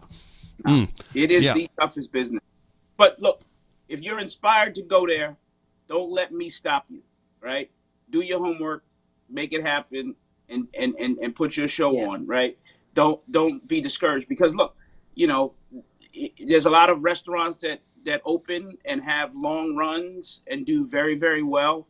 So, you know, I'm just telling you what my experience has been, you know, and knowing what you're getting into when you do it. So, you know, if you're inspired to do so, go for it and do the homework. Andre's feeling bashful, but before we get out of here, let's remind everybody one more time. Go to lomarfarms.com. I've put it in the live chat several times. You can check out TFM 15. You get 15% off the month of April. Shout out to Sita and Miracle Buttercream for making this happen. Sherri, do you have any comedy dates coming up? Anything we need to hit before you get out of here? Oh my gosh. Well, let's let Ivana and Brett go, and then I can get into that. But you know, we're so grateful that you came on. Thank you for blessing us. And we're asking our followers and fans to support your business at lomarfarms.com. Chris said that. So we want to have you back, because this is so fascinating to me. And Ivana, talk about your career as an actress. So you guys, thank you so much. Thank you. I'm going to be up there with my girlfriends. Come on up. We got you. Yeah, and pay no mind if a C.R. Denman or a Driss Krenman wins the gift cards. Because my mom. Oh, and it's my mom's birthday on Friday. It's a big birthday for her. So yeah, we're gonna need some help. I'm gonna order the whole store for her. So we'll need to do that. Got it. Awesome. This was awesome. Thank you so much. Very nice to meet you. We appreciate it. Let us know if you got some good sales. Okay, we'll do. TFM 15, great sale right now. Thanks for coming on. Thank you. When I tell you that was so much fun, and where's Andre? Did he go back to cook something? It's a little peek behind the scenes. Old Chris has to move a scene around now that we've lost them. So give me just a second. Can I talk while you're moving stuff around? I'd love to hear you. Okay, so this is what I love about what we do with Two Funny Mamas, to be able to use our platform to highlight someone else's platform and to uplift and support. Kym and I get so much joy from that. We really, really do. And so this was really, thank you everybody who's listening and watching us for supporting Lomar Farms, because they're really trying to do something for the environment and make it. What are you doing? You eating? I can't get on you because I've been eating this entire podcast. I didn't mean to sell you out either. You see how I would come off the screen because I didn't want, but then sometimes I forget. When I tell you I have not eaten since yesterday at 8:00 in the evening, and it is now 5. I have not eaten for the last 22 hours.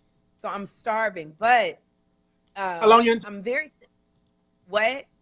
How long you're in town for? I'm in town to the 15th, but I'm working the whole time. Then when you asked me yesterday, how come I didn't come say hi? Like we're on hiatus from the Sherri Show, but I'm working every day on stuff. I haven't taken a vacation in so daggone long, but I love what I do. So yeah, I'm working. I'm trying to see if I can get over there. It's just looking like it's not possible.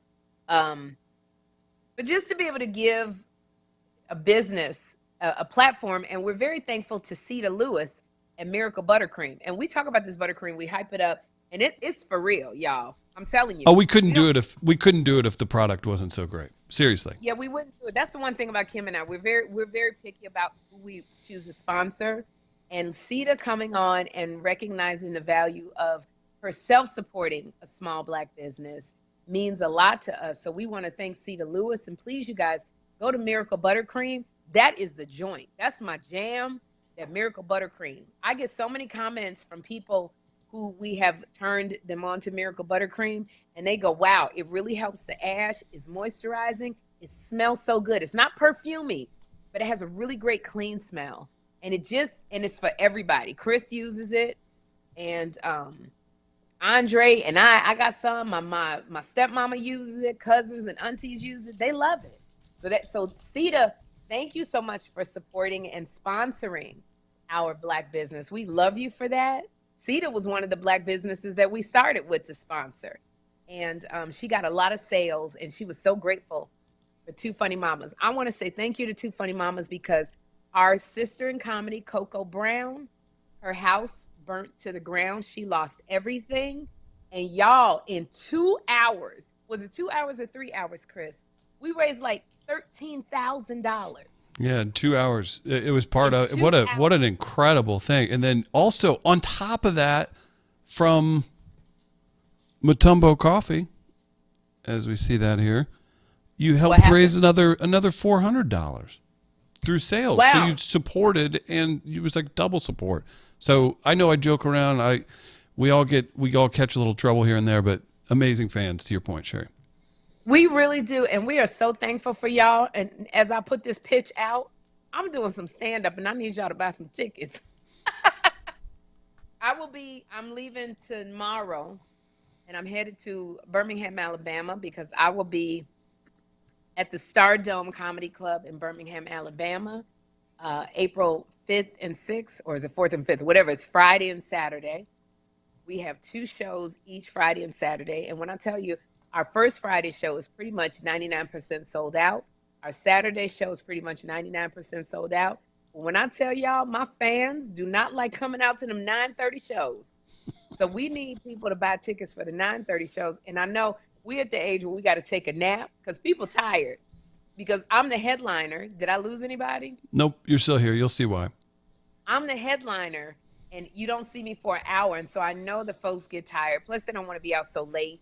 But so my second shows, I need some tickets bought, and I'm asking y'all really nicely and kindly and humbly, if you know anybody in the Birmingham, Alabama area, please tell them to come and see my comedy show. I promise I'm gonna make you laugh because we have a good time.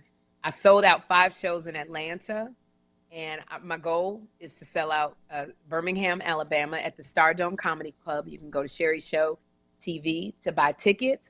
I also am headed to Baltimore, April 12th and 13th at the Baltimore Comedy Factory. Now, y'all better run and get them tickets because we're pretty much sold out for all 4 of my shows. And they're going to add, I believe, a show on Sunday because so many people are trying to get tickets and there's no more shows. They did that in Atlanta. They added a 5th show on a Sunday at 1 o'clock and we sold out.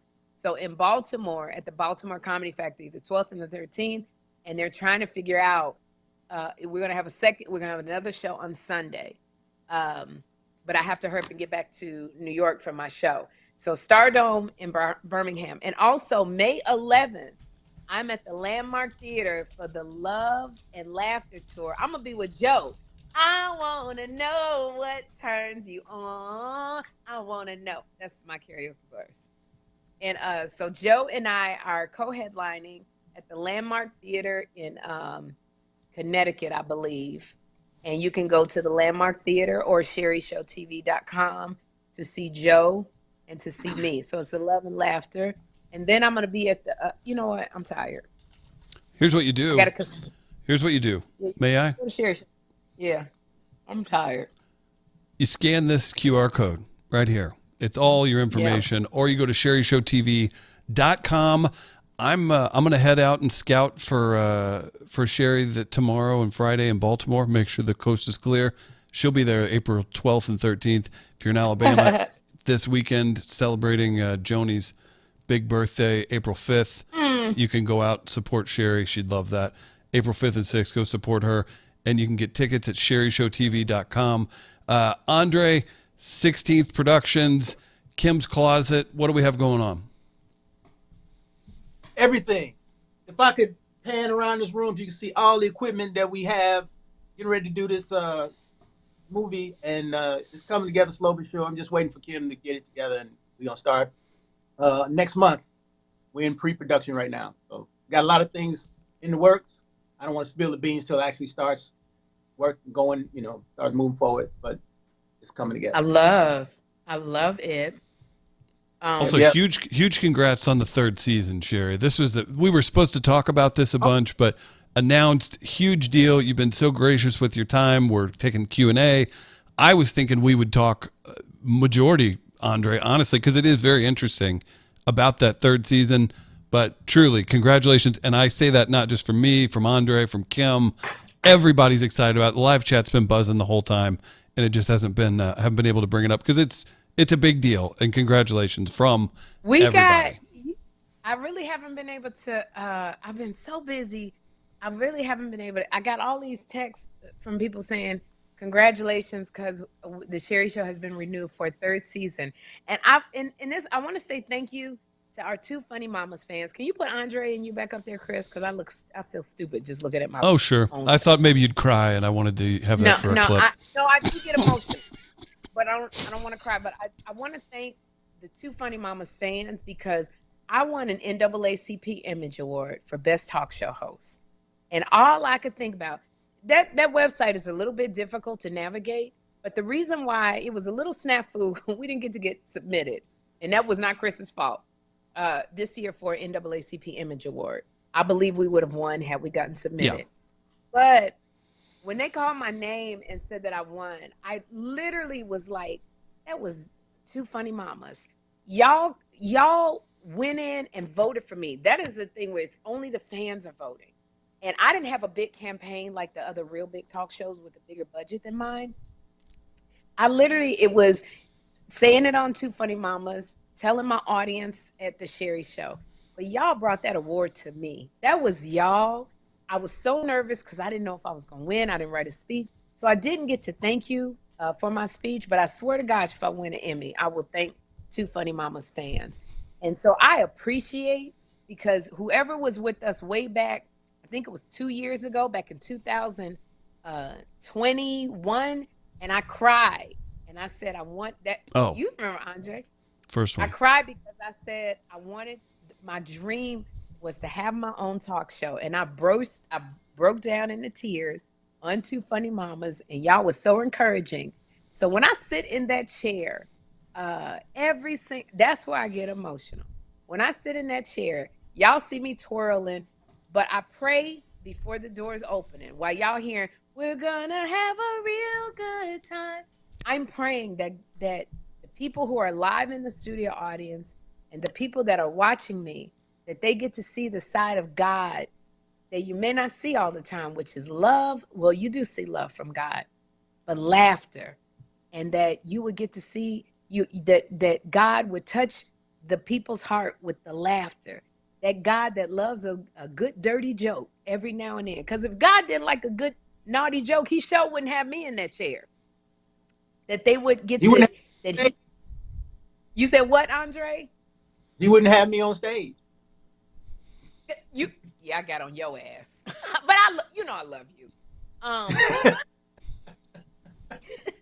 But I always pray that the audience that God would touch them with laughter, and that he would use me to do it. And I always pray fresh mercy, fresh grace, and fresh jokes, because every day I don't feel funny. There's some days I have nothing. I'm so empty. I don't have a joke because, I didn't have a comedy writer for the whole season. And so a lot of times I do most of that stuff myself in that chair. It's all impromptu a lot of times. And God has to give me the jokes. We do a show a day. And so I talk for 18 to 21 minutes. And y'all know I have no problem talking. Kym says that all the time. But I just want to, and Andre side eyes me. But I do, it is. Hour 46 tonight. Two funny mamas. And there go Chris with that bull. Two funny mamas. Y'all got me a season 3 renewal because you told everybody to watch me. You watch me every day. You support me every day. And I'm so thankful because now we get to go back and even do more stuff. I have more ideas. Y'all watched that Lenny Kravitz episode when Lenny Kravitz came on. Y'all watched it when Ernie Hudson signed my chest. Did you know Ernie Hudson signed my chest? 78 years old. Put the tramp stamp right on my chest. Yeah, I know you saw it. Because it's the close. You ain't never got that close on my chest, Andre. Ernie Hudson did. 78 years old. I want to. There's, there are so many. Did you see Lenny Kravitz, Andre? You see Lenny Kravitz when he nuzzled my neck? When he came? You ain't never got that close on my neck. When he what? When who? When Lenny Kravitz. When he what? Nuzzling my neck when he kissed me. You know what Andre said? Come on over here and take these nasty pictures. What'd you say, Andre? It wasn't no new boobs. Huh? She got the new boobs. She fast now. She getting titty signs, neck nibbles. You wasn't doing that with the old titties. These are new titties. Yes, I was. It wasn't Lenny Kravitz, but somebody was nuzzling them. Don't be hating. Yes, I did. Even with the old ones, people like big and sags. Come on now, stop. Thank you, Andre. But you know how come you don't get the nuzzle? Because you do what you say. Come on over here, girl. Let me take these nasty pictures. Lenny Kravitz didn't say that to me, Andre. You know what Lenny Kravitz did? He got on his knees. He got on his. Don't be sticking your tongue out of me. Lenny Kravitz got on his knees. He said, Sherri. Sounded like Prince and Cat Williams at the same time. He said, Sherri, don't do this to me.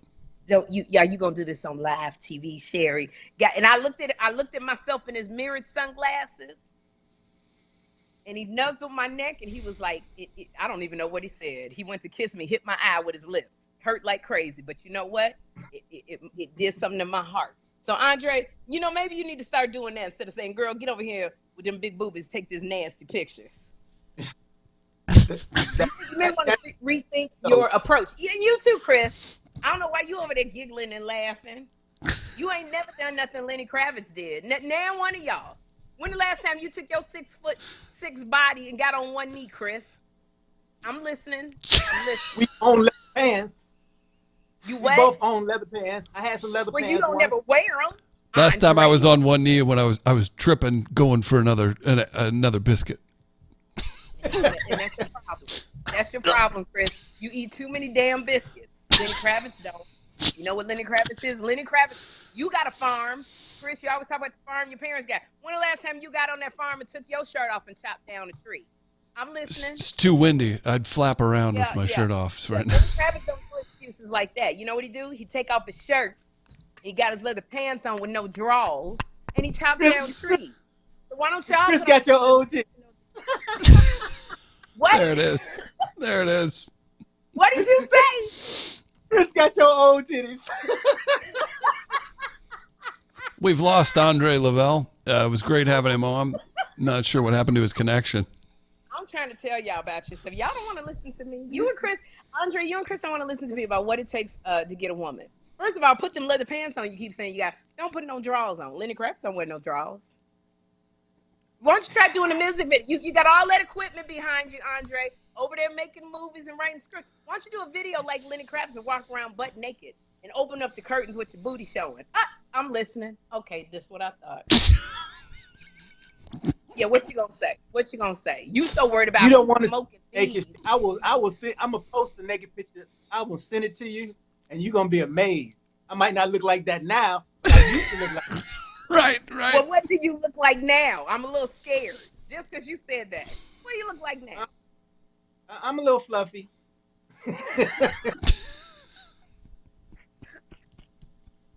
Instead of Don't be 6-pack, biting I on got Gabriel Iglesias. That's his name. That's his name, Fluffy. I didn't gave y'all all. I didn't drop so many gems of Lenny Kravitz, of Ernie Hudson. You know what Ernie Hudson looked like at 78 years old? Have y'all seen Ernie Hudson's body? Yes. Yeah. And don't hate Andre. Don't side eye. Ernie Hudson walked out there looking like Mr. America with muscles bulging. You over here chopping all them carrots and sausages and grabbing lemons and telling me you fluffy? Why? I got to get it together. I admit I got to get it together. Instead of 6-pack, I got a 40 ounce. I got a keg. So if anybody, a 40 ounce and a keg, and these two over here is side eyeing and smirking at me. Is Lenny Kravitz a vegan? Probably. Yes, he is. Yes, he is. Don't probably and do that under your breath. Yeah. Yes, he is. Hollywood. Yeah. So what you got to say, Andre? Vegan. I was looking good when I was a vegan. You see me when I was leaned out. You know what's up. Andre, you were starving. We don't have a picture of Andre in his heyday, do we? Can we pop it up? Can we pop? Are we doing this? Yeah, we gonna do this because this ninja over here wanna smirk and do little backhanded comments. I know Andre and it wasn't that long ago. That's what I'm talking about. I know. Andre about 2 lemons away from a 6-pack.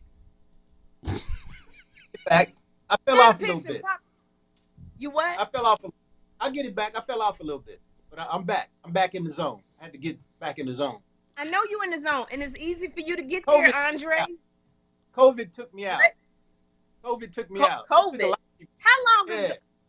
How long ago was COVID? Man, yeah, 5 years. I'm guilty of that. Oh man, COVID messed me up. You know what y'all sound like? Y'all sound like women with babies. With babies, and she go, "That's just baby fat." And you go, "Well, how old is the baby?" And she go, 20. So I'm gonna need y'all to do is stop smirking and hating on Lenny Kravitz. Never. And I would start never doing what Lenny Kravitz do. Because when Lenny Kravitz go pick lemons, he eat them all. He don't make a sour face. He don't make no excuses. He ain't telling everybody, "Oh, y'all not acknowledging me because I look like a bee. I wore bee color. You see my sweatshirt," and then go get an attitude and take himself off the screen. Lenny don't do that. So I've never seen you so funny. Well, that's what I do, and I'm gonna be at the Stardome Comedy Club. There she is. In the Baltimore Comedy Factory, April 12th and 13th. Oh. Y'all, I gotta buy my mom some tickets. She asked me. She said, "You know I'm on the fixed income. I can't afford Sherri tickets." So I'm like, "Okay, I'll buy some tickets for you and your girlfriend." First of all, you insult me that you would be buying tickets for your mother. Don't you ever see? And that's another thing Lenny don't do. He take care of his mama. You gonna sit up there and tell me my mama says she on a fixed income and she can't afford your tickets. You so busy picking lemons. You supposed to have been. You know I'm gonna take care of your mother. Is this Andre Lavelle? Look at Andre Lavelle. Put that up on the screen. All them pictures. Put all looking like a pimp in one. He got an orange, yellow suit. Do y'all see Andre Lavelle? That's Andre looking like Prince with his duster coat. That's him. Chi-Town. Look at Andre. Look, you better go on back to them former days, Andre. All right, I'm gonna get it together. Can we take that off? No, don't do it for me. Do it for all these women, our fans that be sending you pictures. Do it for them. But don't ever come and tell me your mother can't come to my show. How many tickets does she need? 4. Because she needs 4 tickets. Tell me the show she wants to come. I know she don't want to come. Does she mind coming to the later show, or she wants the early show? Because I'll find her seat. It don't make a difference. She'd just be happy to be there. Okay, that's not the ad. Okay, I done just told you. Come on, Lenny. Think Lenny. Think what would you think? Yeah, Lenny. Be specific. What would Come your to mother want? You dismiss. She's just happy to be there. She's got her pick she's of the shows. the What? oh, Why well, do you look like a stalker? early. Put a scarf Are you on. having a seizure? Put a scarf Are you- on. My Lenny Right. Kravitz. Okay, I was that's trying to not do what Lenny Lenny Kravitz. Put a scarf on. Put a scarf on. Oh my gosh. Andre, don't get it. Just text me and ask your mother what show would she like to come to in Baltimore. We have a 7:00 show and a 9:30 show. Friday and Early Saturday, and we're gonna. Oh, here we go. That's Here, my- Sherri. All right, let's see if Andre's got it. All right, Andre Kravitz in 3, 2. She'd like to come to the early show. That was better. That was better. Can you do this, Andre? Do that. Okay, I just asked a simple prince. You need a scarf. You do need a scarf, Andre. Because I'm Okay, bald. all right. No. Why do you sound like Kym's puppy? You know what, Andre? I'm gonna get off you. You going back to it? You doing it? I love it. Tell your mama we got her for a Friday night or Saturday night early show. You gotta let me know. We'll do. For 4 tickets in Baltimore. She'll be my guest, VIP guest. Tell it I'm gonna give her free drinks. Oh, that's what's We want up. your mama. You know, We want your mama lit because we want your mama to go home with somebody. We getting your mama lit up. Yep. she don't that's need what no. we gonna- My mama date more than me. She's 76. I know she do. 50. Your mother younger looks than me. good at 76. Yeah. Your mother looks amazing at 76. She got that short Halle Berry do. All them She damn walks in deacons confident. all the time. Every time I turn around, it's a new deacon. I'm like, what the hell? Damn. What them deacons be doing? Don't deacon them down.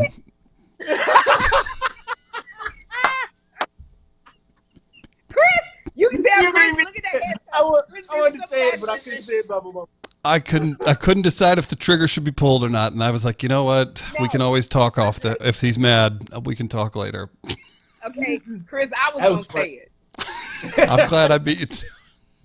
You beat me to the deacon joke. The deacon them down. Not proud of it, but it needed to. It was there. It was like a big It needed juicy to be lemon. said. It was coming down. Yeah. It was. That's You the way had you to do drop it. that ball. It was a nice layup. Dude, Can Yeah, I that- tell you? Please. I love what you did.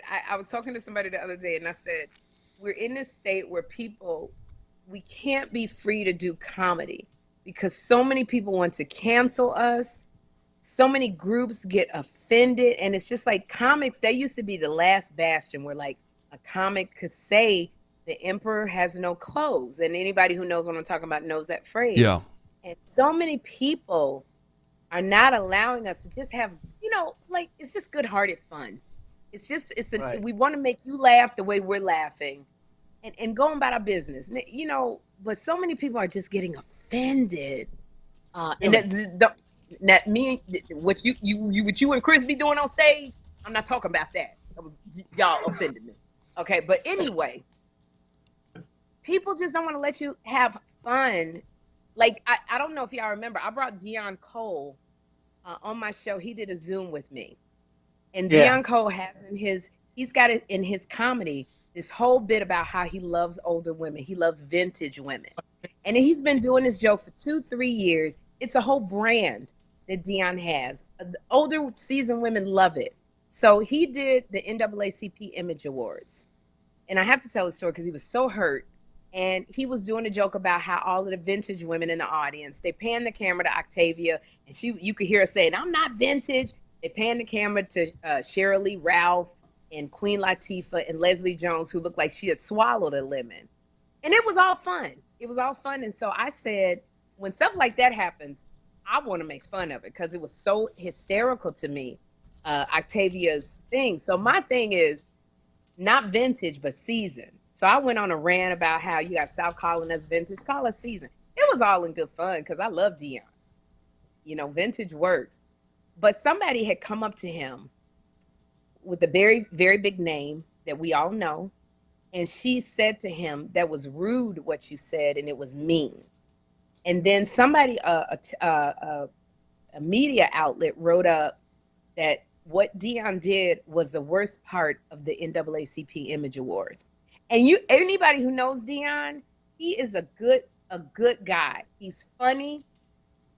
And that really hurt him, because this is a joke he's been doing.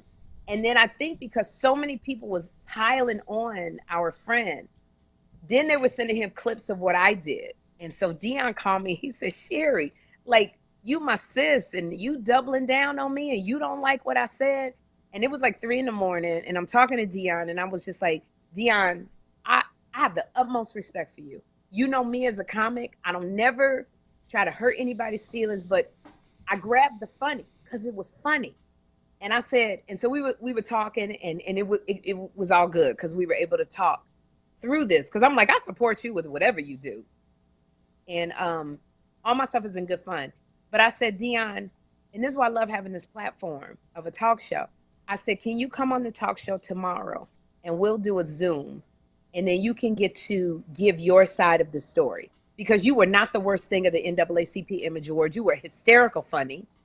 I don't agree with the person who told you was rude and mean. So if you can come on my Zoom and give your side, and I put him on that Zoom and let him go, and he was hysterical. And women went crazy when he said vintage. He said, you say season, Sherri, but you don't go in a jewelry store and go, I want a season necklace. You gonna want a vintage necklace. And he was so funny, and we ended it in a great way. And he was able to tell his side. And women, when I tell you, they got on his thing going, Sherri don't know what she's talking about. I'm vintage, I'm not seasoned. And I loved it. But people don't understand. It's just, we're comics. Deion just was trying to tell a joke, and like, he loves women who are older. That's his jam. And he was like, so do I stop telling the older women? I was like, hell no. Because if you showed up at Octavia's door with your freaking shirt open like Lenny, are you listening to Andre Kravitz? Octavia been lost her mind with some flowers and some honey from LomarFarms.com. Octavia, are you kidding me? Octavia be like, what? Go and tell Octavia what you normally say. I like vintage women. I smell you. I smell you. Yeah, with your candle from LomarFarms.com. Octavia. TFM 15 at checkout. With a discount of 15%, TFM 15. Me, Octavia, all of us seasoned vintage will be like, come on in, sir. So I love having a platform to be able to say, come on in and explain what you meant. And be able, he can, promote his stuff. So I kind of hate that we don't get to be as funny. We have to censor ourselves. Do you feel like you got to censor yourself on stage sometimes, Andre? Only because when what you're people around. might think. Yeah, you better censor yourself when I'm around. This ninja here. Let me tell you about Chris and Andre on the show. When I tell you I was so mad at them in St. Louis, I didn't even go to dinner. I was so mad. Why? And I'm not mad no more. I love you both. You know I love you. I was so mad. Why were you mad? You wouldn't even answer my call. I wanted to talk it out. You wouldn't even. I didn't have a platform to talk it out. Because you don't act like Lenny Kravitz. You just tell me to come take nasty pictures. So maybe I would have talked to you. Let's see. Because you got a load off your chest now, so now you feel better. That's all it was. What'd you say? What'd you say? But then I was so mad at Chris Denman and Andre Lavelle. I didn't even talk to Chris. I was so mad. And Chris gonna think because he gave me a bunch of grapes that was gonna put me in a better mood. He gave me a bunch of grapes before the show started. Let me tell you something. That green room was. All I know was is exquisite. The audience loved it, and that was good enough. Audience had no complaints. Everybody had a good time. Yeah, all the women wanted to go to bed with you. Every doggone woman in Orange wanted to have sex with you, Andre. Because that's all you was talking about. They wanted to have sex with you. All that stuff you was talking about. Be in the bed with somebody. Yeah, they wanted it. All them women. I was listening. They was cracking up. They was loving it. And I was so hot at you. I was so mad. Because well, here's the thing, because I feel like this is it. I feel like I respect you at such a level, and you are so talented. People don't understand. I know she's not talking about brilliant. No, I'm not talking about you. I'm talking about Andre. I'm still trying to figure out how I can acknowledge that you dressed like a bumblebee before the Black Business came on. Please continue. I interrupted. It's probably the nicest thing you're about to say about Andre. And he had an attitude because nobody realized you was dressed like a damn honeybee. I still don't understand that, but okay. But I respect Andre at such a level, y'all, because people do not understand how brilliant this man is, how artistic he is, how his mind flow is like. You have to be high to understand the elevation level that Andre is on. I respect Andre as a man because he has stepped in with my son and with Joshua and has been such an amazing role model. He says what he means what he says. He comes through for us, especially Kym, because I'm not there anymore. But when I was in California, Andre will come through because he loves us. So my respect level for him is like crazy. And it's probably because we never slept together, which I'm so glad. Don't be acting like you're crying. This is really good. Tried to give Andre something about 25 years ago. He turned it down. I'll never forget that. But anyway, so yeah, I said 25 years ago. Not happening now. Because I respect your mother too much. I respect your mama too much. But I want to say this about Andre. So when Andre got on stage, he's so funny. And I felt that you played to the audience too much. They loved it, but I felt like you got such deep stuff. And this was an audience who would have really appreciated the deepness and the creativity and the intelligence of who you are. I love all sex jokes because I feel like sex is funny. And I love sex jokes that you go deep with the sex jokes. And you did that. But I wanted to hear, I just know who you are. And I wanted to hear that part of who you are before you went into, I'm going to make the women feel good by appealing to their nature. I just wanted to hear that. I wanted to see that. I wanted to see the substance of who you are, of that I don't think that people get to see in you. So I was disappointed. And in my disappointment, I was mad because I hadn't eaten. All Chris fed me was grapes. So my blood sugar was high. I was irritable. But that's what I wanted to see.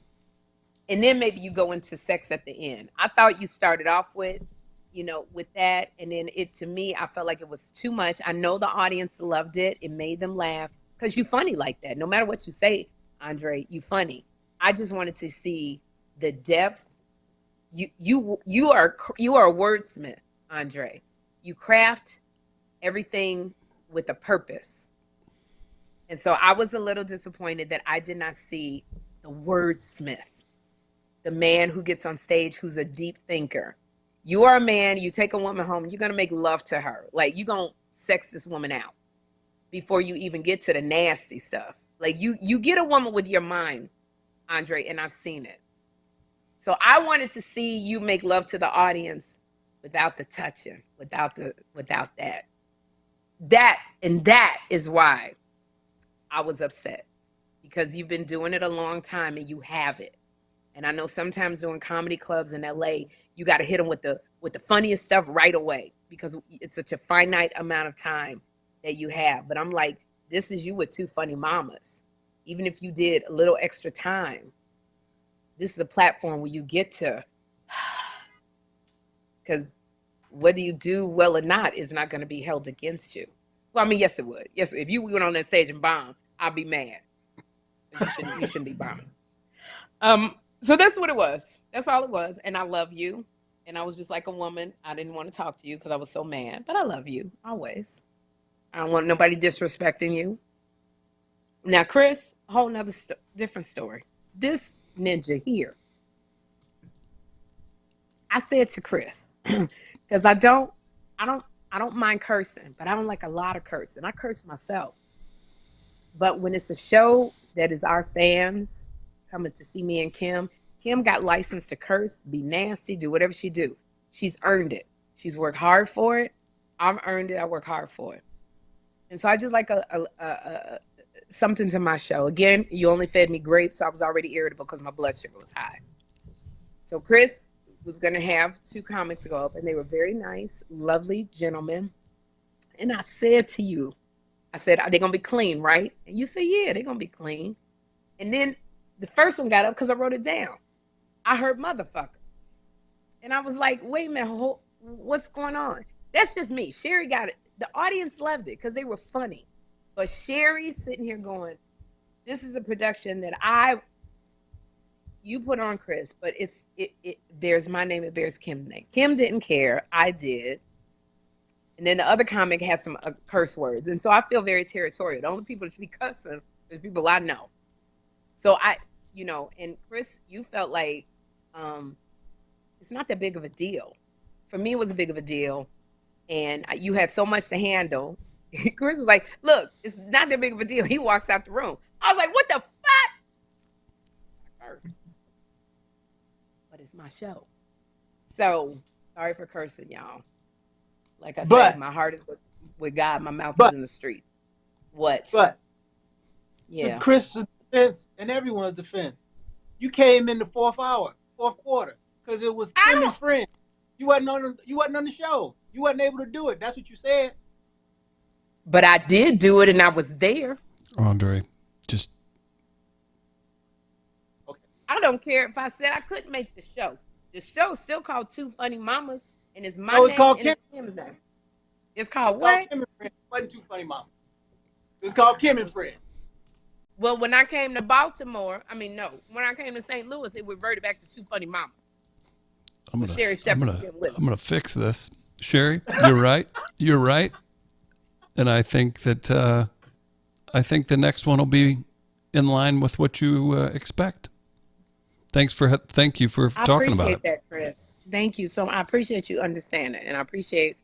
Thank you. That makes me happy, and I love you, and I'm thankful for you for doing our podcast. And you put a lot of work. I didn't get to say that because I was mad. You put so much work into that Two Funny Mama show at the Granville Theater. The Grandel. The Grandel Theater. You worked your butt off. Security. You had the green room was so excellent. Like everything was at an excellent level. So you took us to the hood and almost couldn't handle the repercussions of taking us to the hood, me and Kym, to karaoke. I think you got to lean a little bit over your head trying to get us out the hood. But you still did it. We still did it.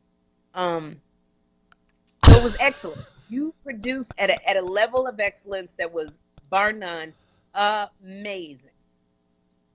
For me, when I say clean, people who open for us, I want them clean, because then when Kym come in and she do all her cursing and I do my cursing and Kym do her sex, I just like clean. I don't like no cursing from a person who opens for me. Even on my show, they got to be so super duper clean, because when I come in with my stuff, it's the first time they're hearing it. So I that's just what I would. Now for Kym, if Kym was on this podcast, she would go, that's some BS. Don't listen to Sherri. She leaned into the camera, go, they were fine. But that's also a shorthand that Kym and I have. So I'm rambling. I'm not going to do it anymore, Chris. You're not rambling. We're listening. Oh, thank you. Thank you. I think you're a little stressed. I'm going to come over there with the miracle buttercream and rub your shoulders. Careful now. That was clean. You thought he was going this way, and he kept it here. That's kind of Lenny Kravitz's ish. That's kind of I like Lenny Kravitz. Because I like that. I can't stay in a place of being irritated because that's not me. But that was just that one night. It was almost a year ago. What, I'm gonna stay mad for a year? I actually not been mad for a while. I just want to make you think I was still mad. I'm not mad. I'm not mad. Well, we have had one hell of a show. There's still a great crowd in here. I'm getting yelled at. You still got that yellow on like a bumblebee. You look like a honeybee turning into a wasp. White Anglo-Saxons. What is that? What's a wasp? What was that? It's white Anglo. Yeah. You turning into a wasp. I told Chris he looked like he date black women. Got the haircut. Used to look like the like a wrestler that was tired or. Remember Mickey Rourke in that movie? Oh yeah, The Wrestler. Incredible film. Oh, it was so good. You had that long hair that you didn't want to be combing, and you put a ponytail. Him like that. She like that unshaven rock star wrestler. Just get out of bed. I looked like the wrestler. I looked like the wrestler who missed the meeting about the steroids. Yeah, you really did. And so now you look like the white boy who date black women. Like, you know when white I'll say this to the audience. Oh, go ahead, Sherri. No, it's like when white men start dating black women, it's a little swag. Like it's a little turn. They come in and you go, oh yeah, she done took him again. He got different clothes. He's got his hair cut a little different. You look at him and you go, oh yeah, he been with the sisters before. You got that I've been with the sisters before look. And I'm liking it. Oh no. What would I do if I dated a black woman? Who could tell me how that works? Kym Whitley, she not here. I can't guide you in everything, Chris. At Insta Denman on Instagram. Maybe Andre will share some of our followers who keep sending him these pictures. Y'all think we don't know about that either. I saw Andre's phone one time. I happened to be swiping through the pictures, and I have to say, some of y'all very creative with what you sending Andre. I didn't say nothing. I'm not gonna say nothing. I don't want to mess up nothing. But I think y'all did help Andre get it together. He got them lemon trees now. He cooking more. House clean. That electrical panel looks shiny. Like there's still vinegar all over it. Baking soda. Chopping them vegetables. So yeah, all them pictures y'all sending is making Andre want to get himself together, get his hopes and dreams together. He won't, like Deion Cole say, Andre smell you. He smells you. He wants you. I'm dying. Oh my gosh. I have to go. I'm lucky. NFBPA in Baltimore, big thing this Friday. I'm going with our friend Ariva Martin. I'm going to help with some interviews, some conversations. I got to go to Baltimore. I'm supposed to go pick up a computer, maybe even a new shirt of some sort. Sherri? No, going out there looking like a honeybee. There's women like honeybees. Going out there dressed. I gotta fly out tomorrow, and I have so many things. But you know what that outfit is saying? She got so mad about it that nobody knew you was dressed like a honeybee with our people from Lomar Farms. I disagree. I didn't even mean to do that. I realized it, so I was like, I'll run with this. But you got an attitude because then nobody noticed that you was dressed like. It was a bit. You didn't notice that you had put on specifically a yellow and a black blazer to resemble the honeybee. But I am gonna say this to you: honeybees. They already said honeybees don't do nothing. They just full of it. Yeah, and they just it's true. Want to get in. So dress like a wasp, where they know you gonna sting. Like a woman know he get next to me, he gonna sting me. Unless you're African. If he get next to me, he gonna sting me and die. Like, come on, Chris. He's gonna sting me once and be gone. And be gone. Because he can't handle no more. He just looking for a new home. You don't want nobody to think that when they see honeybee. I'm gonna have to play this back because if I remember correctly, Ivana, there was a little spice in her voice as she was saying, and the men bees don't do this, they just eat. There was a little, like, she was very kind and sweet and loving the whole time, but when she was talking about those dude bees, I was with her. You perked up. You were like, mm-hmm. She said, this is what Ivana said, and I called her Yvonne. I'm going to have to send her a card and say, Check your text from the very beginning of that interview, by the way. What? Read what the text says. You want me to read it out loud? What I texted you, yeah. You sent. I don't see a text from you, Chris. It says, ask Ivana with an A. Chris, you know daggone well, when I'm into what I'm doing, I don't read text on my phone. That's Kym Whitley. You keep confusing us. Kym will stop and take a whole conversation on the phone and be texting back and forth. I'm trying to eat and do the thing because Andre don't want to stop asking questions about a smoker. So what I'm saying to you is when Ivana said that, what she said, if y'all are just coming in, is lomarfarms.com, a Black business who sells beeswax and honey products because they have a farm full of bees. What she said was, it's very few male bees, and they have a purpose. They are there to impregnate the bees. They're the worker bees. They are there to protect the queen bee at all costs. There's a certain lifespan to a worker bee and a male bee. And once they are used up, they gotta go. They gotta go. Were you impressed by my bee knowledge? I had a lot of bee knowledge. You had a lot of bee knowledge. Even when you got to your beard wasn't feeling good, and did they make a product, which I thought was very good, a product for you? Yes, you had very good. You see, ladies, what you got to do, you got to lift them up because they need that acknowledgement. And you look like the most beautiful honeybee I ever saw, Chris. Let me soften my voice. Here's my problem. I don't soften my voice. So, yeah, you look like good. You're so good, Andre. And you asked a good question. Oh my God, your question was so good. That's a good question. A good question. And Chris, you look just like a honeybee. Oh, such a big, strong honeybee. Want to touch the honeybee. Oh, I want to touch the honeybee. Okay. Andre, I want to smoke your bee. Oh, I want to smoke you, Andre. And Chris, I'm going to touch your honeybee. That's the stuff I got to learn to keep doing and like really be sincere about it. Oh my gosh. Mm-hmm. What an incredible show. Yeah. Go see Sherri. You can tell Sherri didn't do her talk show today. I love it. I love it. I didn't get to do my 21 minutes talking. I did it here. How long we been on this podcast? 2 hours and 22 minutes. And I could go another night. I truly have to go get ready to go to this on the road. Where the honeybee? Just do honeybee. Shout out to all the amazing fans. We still have like 650 people watching. Bring it. Incredible. How you gonna do this contest? We got 3 people who are gonna win $100 gift. How you gonna do that? You got to think about it. What should they do? You know, I like it. Or you just gonna random pick? Well, there's random pick, but I wanted to show some extra love to Lomar Farms, like think of how they could benefit from it. Mm-hmm. But yeah, maybe thinking about it for a minute, because there were people in the live chat saying, I want this, and it's just, you want to be fair about it. We can do it right now.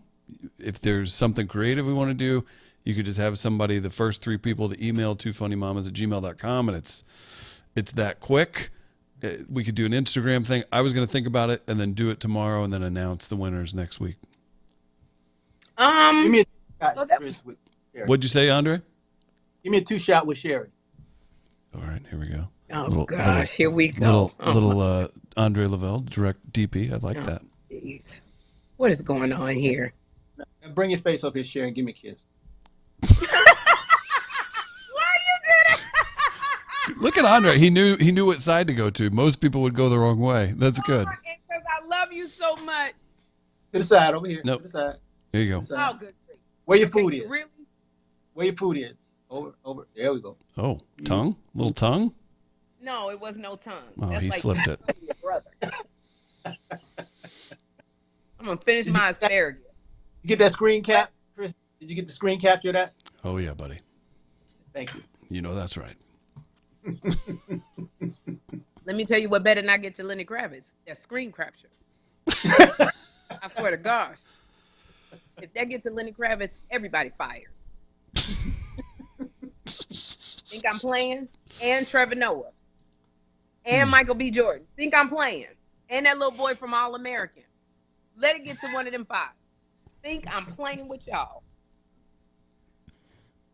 Well, since you're the new Oprah Winfrey, I'm making my list of women I need you to connect me with next year. So, Dibs on Ellie the Empress. Dibs on Ellie the Empress. Who? No one look her up. Who is Ellen the Empress? Ellie. That don't even sound like a black woman. It Who's is. that? It definitely is. Ellen the Empress is black? Ellie. Is she a rapper? Ellie. Yeah, go on IG and look her up. She's a rapper? No, she's a wrapped in Andre's arms. What's her name? No, boy. This is gonna turn into a thing. Y'all over here playing with me. Ellie the Empress. I ain't got my glasses on. Ellie the Oh, who is this? Oh my good. Who is this? Oh my goodness. She got 1 million followers. What is in the world? I believe by common law we're married. So.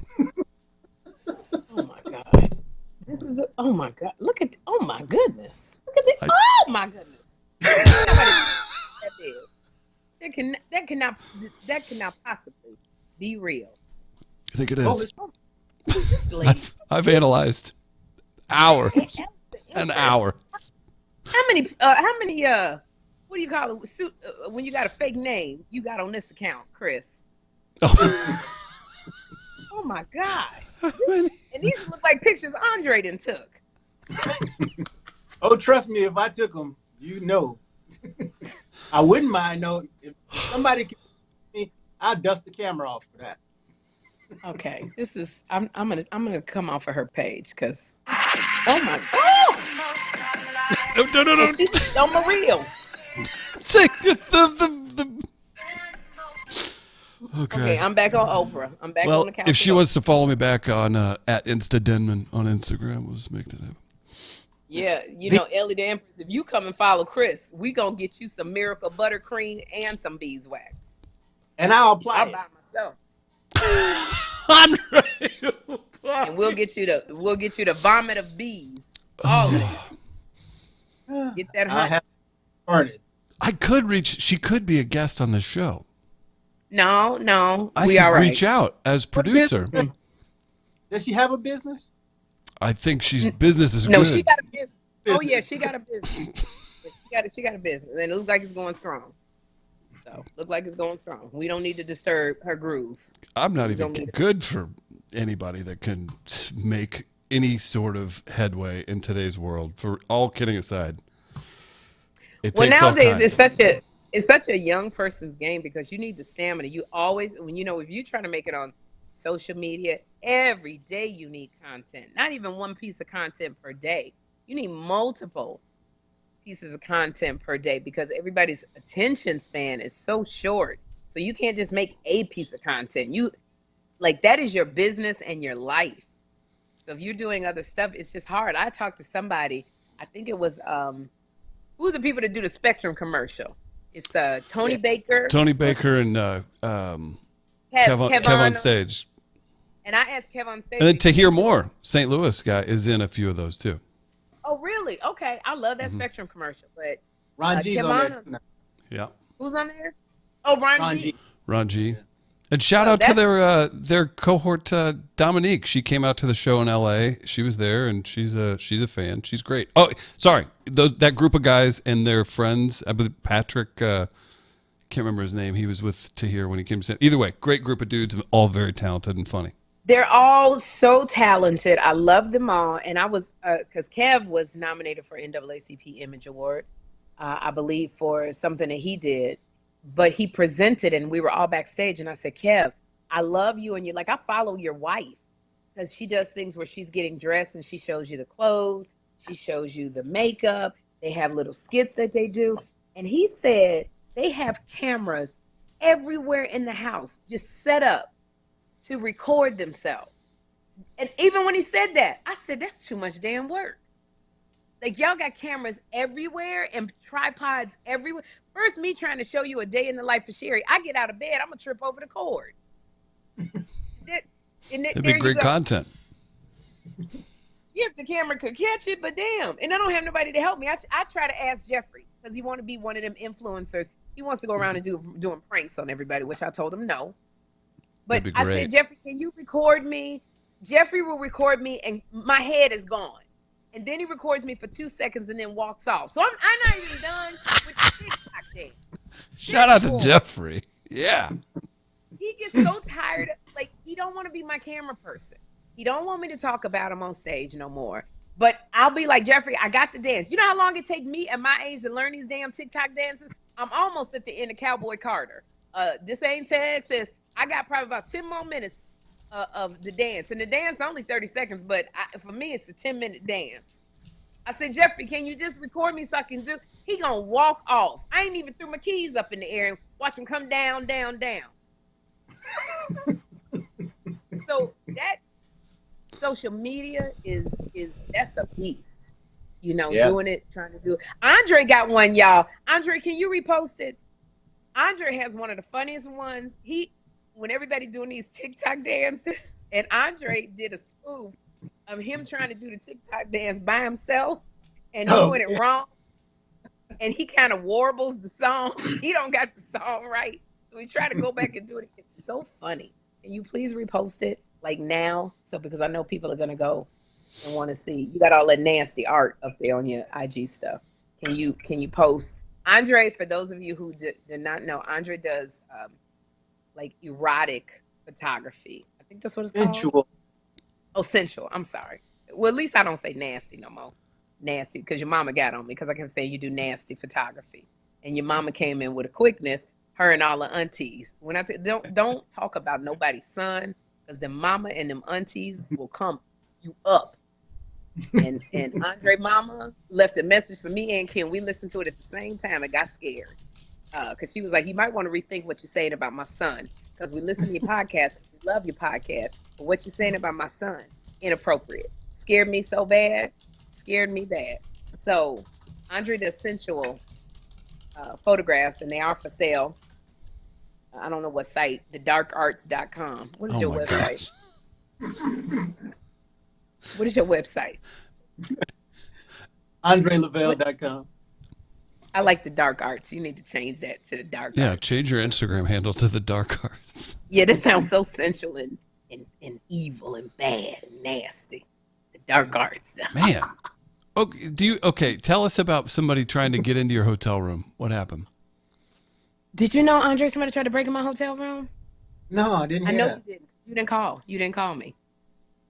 Not anybody that I know called to see how it was. Why do I have random people who've had my I didn't know this 20? happened, by the way. I did a live. And I didn't see the live. And there you go. Lenny Kravitz did. Because he came out dancing out his room. He came out. He showed up with a guitar in his hand. He was dancing. He saw it. So I do want to say one thing. It went to voicemail. I saw you Y'all need to start being more specific about the women in your lives, is what I will say to both you and Chris. It's not about you and what you're wearing, looking like a honeybee. It's not about you. I shouted out her Instagram handle. Who? Empress Ellie? The Ellie the Empress? I was in my hotel room. I'm here in a hotel in Los Angeles until the 15th of April. Then I got to go back into my show. And I'm literally was looking for my CBD oil or my CBN oil to go to sleep because I haven't been sleeping. And this was like, I took my wig off. I'm in a daggone nightgown. And all of a sudden, this is what I hear outside my door.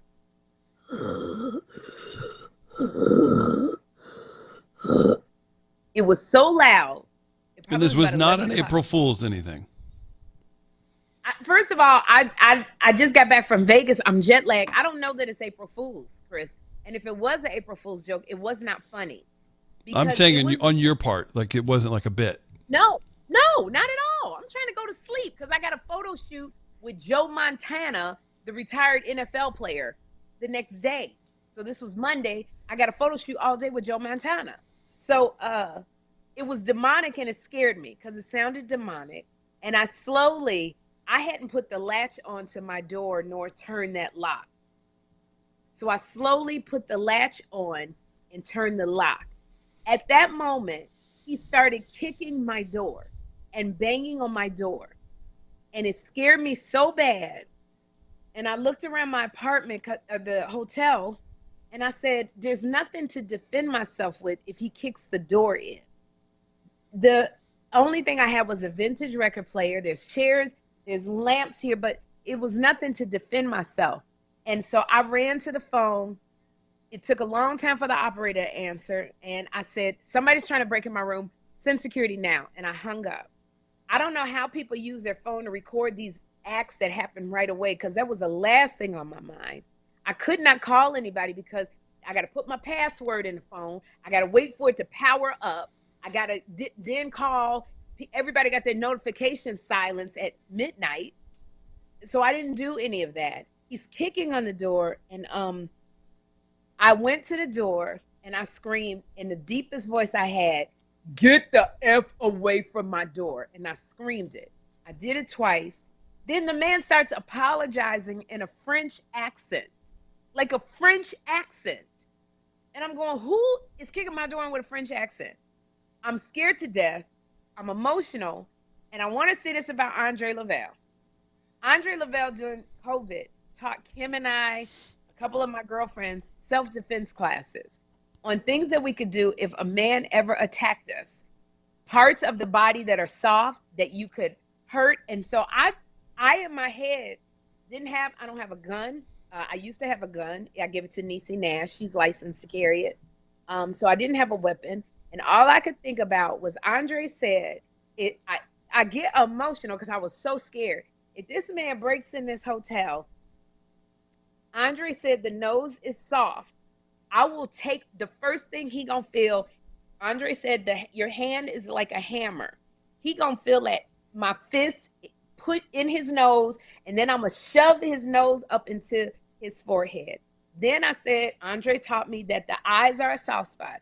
I got these nails. I said, I'm gonna put my fingers in his eyes and pull those mother out. And then I was gonna take his head.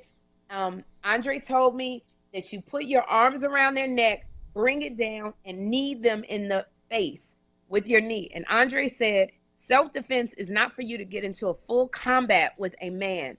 It buys you enough time to run. So in my head, I was going through the scenarios. What if he jumped on me and knocked me to the ground? Well, Andre said, Sherri, you got them strong ass thighs. Lock him around, flip so that you're straddling him. Freaking do something in his face, get up and run. So that's all I could think about was what Andre had told me to be able to do. But what happened was once he started apologizing with that French accent, then he left. Security came up. At that moment, I did a live because I was just like John Murray said, Sherri, that's when you got to call the police. I didn't think of none of that. All I wanted people to know was if something go down, I'm at this hotel. If this man come kicking the door, I need y'all to know what somebody is, because what's going to happen, somebody in this live is going to know somebody's number that knows me and is going to say, hey, Andre, wake up. Sherri's in trouble. And it was going to be a lot of, hey, Chris, wake up. Sherri's in trouble. So, well, why didn't you just, instead of going live, just call Andre and say, hey, wake up and get over here? I don't know if you sleep, but I didn't think about, I told you. No matter it didn't come in. I'm sorry that the man was trying to break into my room and I didn't think to call Andre right then. You don't know what you're going to do till it happened. Like none of that was in my head. It was Andre. All of this probably happened in the span of 7 to 9 minutes. And it didn't occur to me, call Andre, call Chris, call this one. All I knew was my phone had been dead. I needed to power it up real quick. I needed to put in the password. And so when it did, I was able to just grab it. And all I could think about was a live is going to be immediately 1,000 people on my live right away. And if I said I'm in trouble, out of 1,000, what? I said, that's smart. Nobody called me. All them thousands of people that saw you, no one knows me. Well, you know what? That says something about you. That says something about you. Probably because you're too nasty on stage when you don't talk about sex and people know you probably sleep because you done had sex. That's on you, not on me. I am just saying. So when I did the live, I'm almost done with the story. I just wanted to let people know that this had happened, but I was so emotional. I started crying. I couldn't stop crying because it was just hitting me because the man was no longer there. And then I thought, oh my God, why are you doing this live? Because if kids at Jeffrey's school always tell him what I'm doing. They love me. Jeffrey's going to be worried, seeing his mama crying on a thing. Sherri, get off this live. So what happened was my road manager saw it. Somebody called him. He called another actor named Kevin Daniels that you've seen before in a lot of different things. He's in a new movie called The New Church something, The New Church Lady. I don't remember, with Tisha Campbell. He was on the live. So they both called and said, we on the way.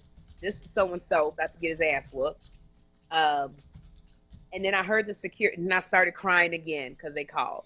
I heard the security guard talking to him. So I opened up the door, and the man still was talking in a French accent, this white guy. And he was like, I'm so sorry. I thought it was this room number. I'm sorry. They told me. And I'm like, who the F? You scared the F out of me. I was so angry. The security guard let him go. I was mad because he was drunk. There's really, he kept saying it was an accident. And so I found my CBN, it says CBN, oil. And I took it and I prayed that the angels would protect me. I had the lock on the door. I put a chair underneath it.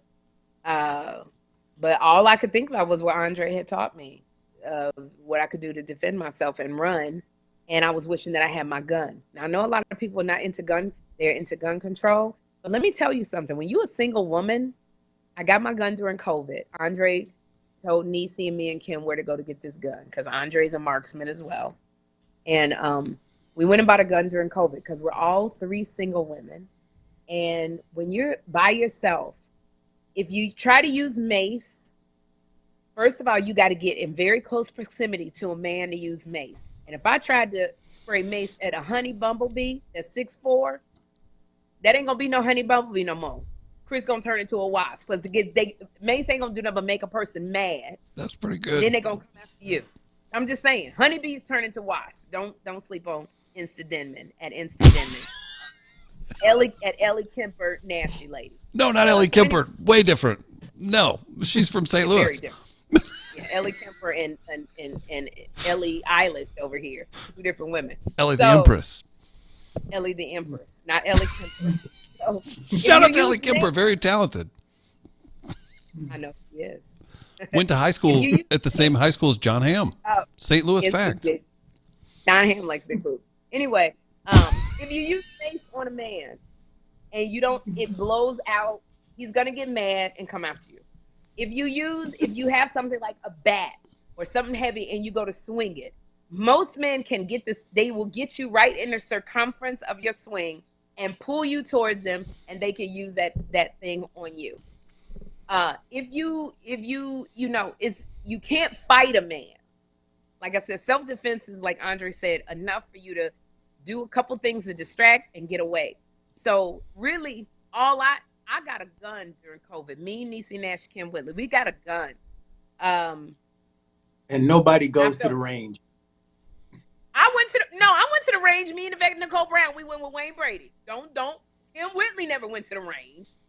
If she get too distracted, her bullet would be all over the place, in the mountains, on the hilltop, in the wind. So she never went. Niecy went to the range. I went to the range. Yvette Nicole Brown, like I said, we did it with Wayne Brady. Because Wayne Brady, you don't even want to see the equipment he got. But I learned to do it. And I know that when I do it, I had the little laser thing, Andre, and I had to do it without my reading glasses because they was fogging up on me. So I learned if I shoot at the knees, the kickback is going to get you in the heart. So I knew to shoot low, and then I can get you up in the eye. Wherever my eyes took me, because I can't see what I'm reading. But I'm good. So I got a gun because I'm a single mother. And with COVID, it was really a lot of tension with who was running for president and, these people riding through the streets with these red hats on. I didn't know if they like black people. So I wanted to protect my home. And when I looked at my son, Jeffrey, because I could never shoot anybody, but when I looked at my son laying in that bed during COVID, and I said, what if somebody comes through this window? Because you know me, Andre, had all them picture windows, floor to ceiling. Somebody comes crashing through my window and they try to hurt my son. Then it was no question about what I would do to protect my baby. So, and then I felt just a little bit safer. I know some people like, having guns in the house. I had a safe that you had to put your hand on there and it recognized your prints and then it would open. So nobody was able to get to my gun. And I hid it where I hide my toys. So if you know where my toys are, then you're supposed to know where that gun is. Okay? They definitely don't want to go in that drawer. What's the drawer? Exactly. No, you don't know if that's me clicking that doggone clip in place or my toy. Okay? Because one is pleasurable for me and one gonna be pain up in your ass. Let me tell you something. So I did not have my gun. I felt very vulnerable in this hotel room with nothing to protect me. But that man, so Kym said when I told Kym, you want to come over? Sherri, you want to come over? You can come over. You be safe. You be safe here. You want to come over? No, Andre, you're weird. And I'm gonna take that back before your mother hear me. So edit that out, Chris. We're live. Oh shoot! Well, your mama didn't hurt me. Now I gotta apologize to your mother when she come to my show in Baltimore, April 12th and 13th. You can get tickets at Sherri TV. There are 720 people. We're gaining viewers. So what I'm saying about this gun situation? At 2 hours and 46 minutes. I took gun lessons. Andre went with us to the store. He helped me pick out the gun that I need. I think I got a video. Nisi, got her gun because we're single women, and I just felt like I need to be able to protect myself because I can't fight you. I'm also older. I used to fight when I was in Chicago all the time, but now, like, you hit me in the arm, I'm like, ouch, that hurts. Like, I don't fight. Like, I don't do combative fighting. Hell, Andre would get on top of me to try to get me to roll him over. His ass was heavy as hell. Kym liked it. Kym used to take self-defense classes with me and Andre. But let me tell you about Kym, and I'm going to post that video. Every time Andre tried to show her something, she tried to tongue kiss him. Every time Andre came, and my other girlfriend, Lakeisha. And Andre, that was Andre's fault because Lakeisha got a big booty. And Andre he loves big booties. So I'm supposed to be on the phone with Lakeisha right now. Yeah, ask Lakeisha about Andre teaching her self-defense. She was like, is he teaching me self-defense or he keep looking at my booty? I said, it's a little bit of both. So Andre... Shout out to Lakeisha. I got a podcast coming out soon. I ain't never seen a booty big as Lakeisha. And she got a podcast called what? What's her podcast called? Chris, it's a really good podcast. Oh my gosh. It was just recorded. You've literally put me on the spot. I've been talking to them for months. Hang on. Go ahead. I'll tell you in just a second. So Lakeisha and Kym took free. I'm doing the paying. Kym Whitley, he tries to show Kym, if a man gets you on the ground, this is what you got to do. This heifer goes, I need you to get on top of me. You get on top of me, show me what I got to do.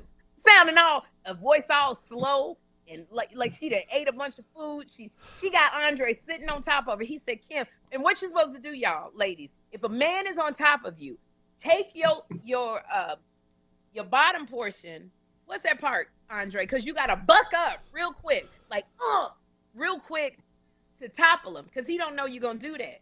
Kym does it all slow on Andre. It's a grinding motion. I go, bitch, what is you doing? You supposed to buck up, thrust up, knock Andre off. Now, I was able to do it, okay? Because Andre like a brother, so I'm not over here getting turned on. Kym starts bucking up slow and with a grinding motion. And then Andre get a look on his face like he frozen in freaking time.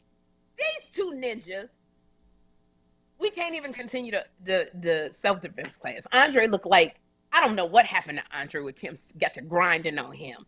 Then he got to get behind Lakeisha. She's supposed to buck back. He get another frozen look on his face, like just frozen. Eyes go all crossed on me, like mouth go slack. I said, is Andre having a stroke? What is going on with these self-defense classes? So I had to ban both them heifers from self-defense. I learned the most. We had a dummy that you were supposed to kick. Kym wouldn't kick the dummy. She kept saying, Andre, come hug me and show me how to kick the dummy. Lift your leg up and kick the dummy. But she want Andre to put his hands on the thighs where it's supposed to go. I learned the most from my self-defense classes. So anyway, Andre helped us buy the gun. and I felt very secure because I learned I would get up at 2 a.m. because the lady, it's a black gun shop. Do y'all know it's only like 7 black-owned gun shops in the country? Unhinged and Smitten. That's my girlfriend Lakeisha. Her podcast. It's a he say she say in the world of dating. She's John Moody, comedian as well. I think the ladies will enjoy. They'll enjoy John. Ladies, I'm telling y'all, listen to Unhinged and Smitten. Subscribe to it. I don't know when it comes on. Supported by Two Funny Mamas. It's going to be an audio podcast. We'll have more announcements soon, but if you go find it on Instagram, you will enjoy it. It's a relationship podcast. It's two folks navigating dating in LA, and they have interesting jobs, and they're interesting people. And as Sherri said, Lakeisha got a booty. Lakeisha, and here's the thing, Lakeisha's very professional, but y'all, when y'all listen to Unhinged and Smitten, that's one of the questions I want you to ask her. How was her experience with Andre as a self-defense? Her with that big ass, and Andre with his equipment. So anyway, we learned how to, we got the gun. I took shooting lessons, and again, there's only 7 or 8, I think it's 7 black-owned gun shops. So please support. There's 2 that are owned by a husband and wife team in California. What's the name of their gun shop? Oh, okay.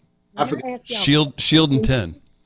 No, it's not. No, Shield that's and... Andre's movie that he wrote about superheroes in retirement who decide to come out. No, of it's Black retirement. Superhero That's Problems. Black superhero issues. The gun shop. Will you find me a damn gun shop so I can promote them?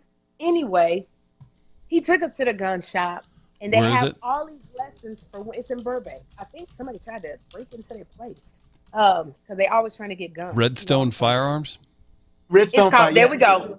It's called Redstone. It's called Redstone Firearms. It's owned by a husband and wife. Support them if you're in California. They are absolutely amazing because they have gun lessons for women. Because sometimes you don't want to be with a man. You want to be able to be funny and learn at your own pace. But they do lessons, and we learned a lot about gun control. Like, for instance, that man who tried to break into my hotel room in California. Oh. Even though I thought he was a threat to me, had I fired through the door and hit that man, I would have been arrested. You have to prove in California that it is a clear and present threat. The man actually would have had to break the door down and be running towards me before I could shoot at him. I cannot shoot if there's somebody in my house. What? We should get together, and I should teach you some knife techniques. You can be a lot more lethal. Knife technique. Knife. I'm not doing no knife fighting. Are you crazy? What if I get cut? I can't even squeeze my double chin hairs without screwing my face up. And you want me to be fighting somebody with a knife? Are you kidding me? Get out of here, Andre. You know what a gun does? And I know people who don't espouse to this. This is just the opinions and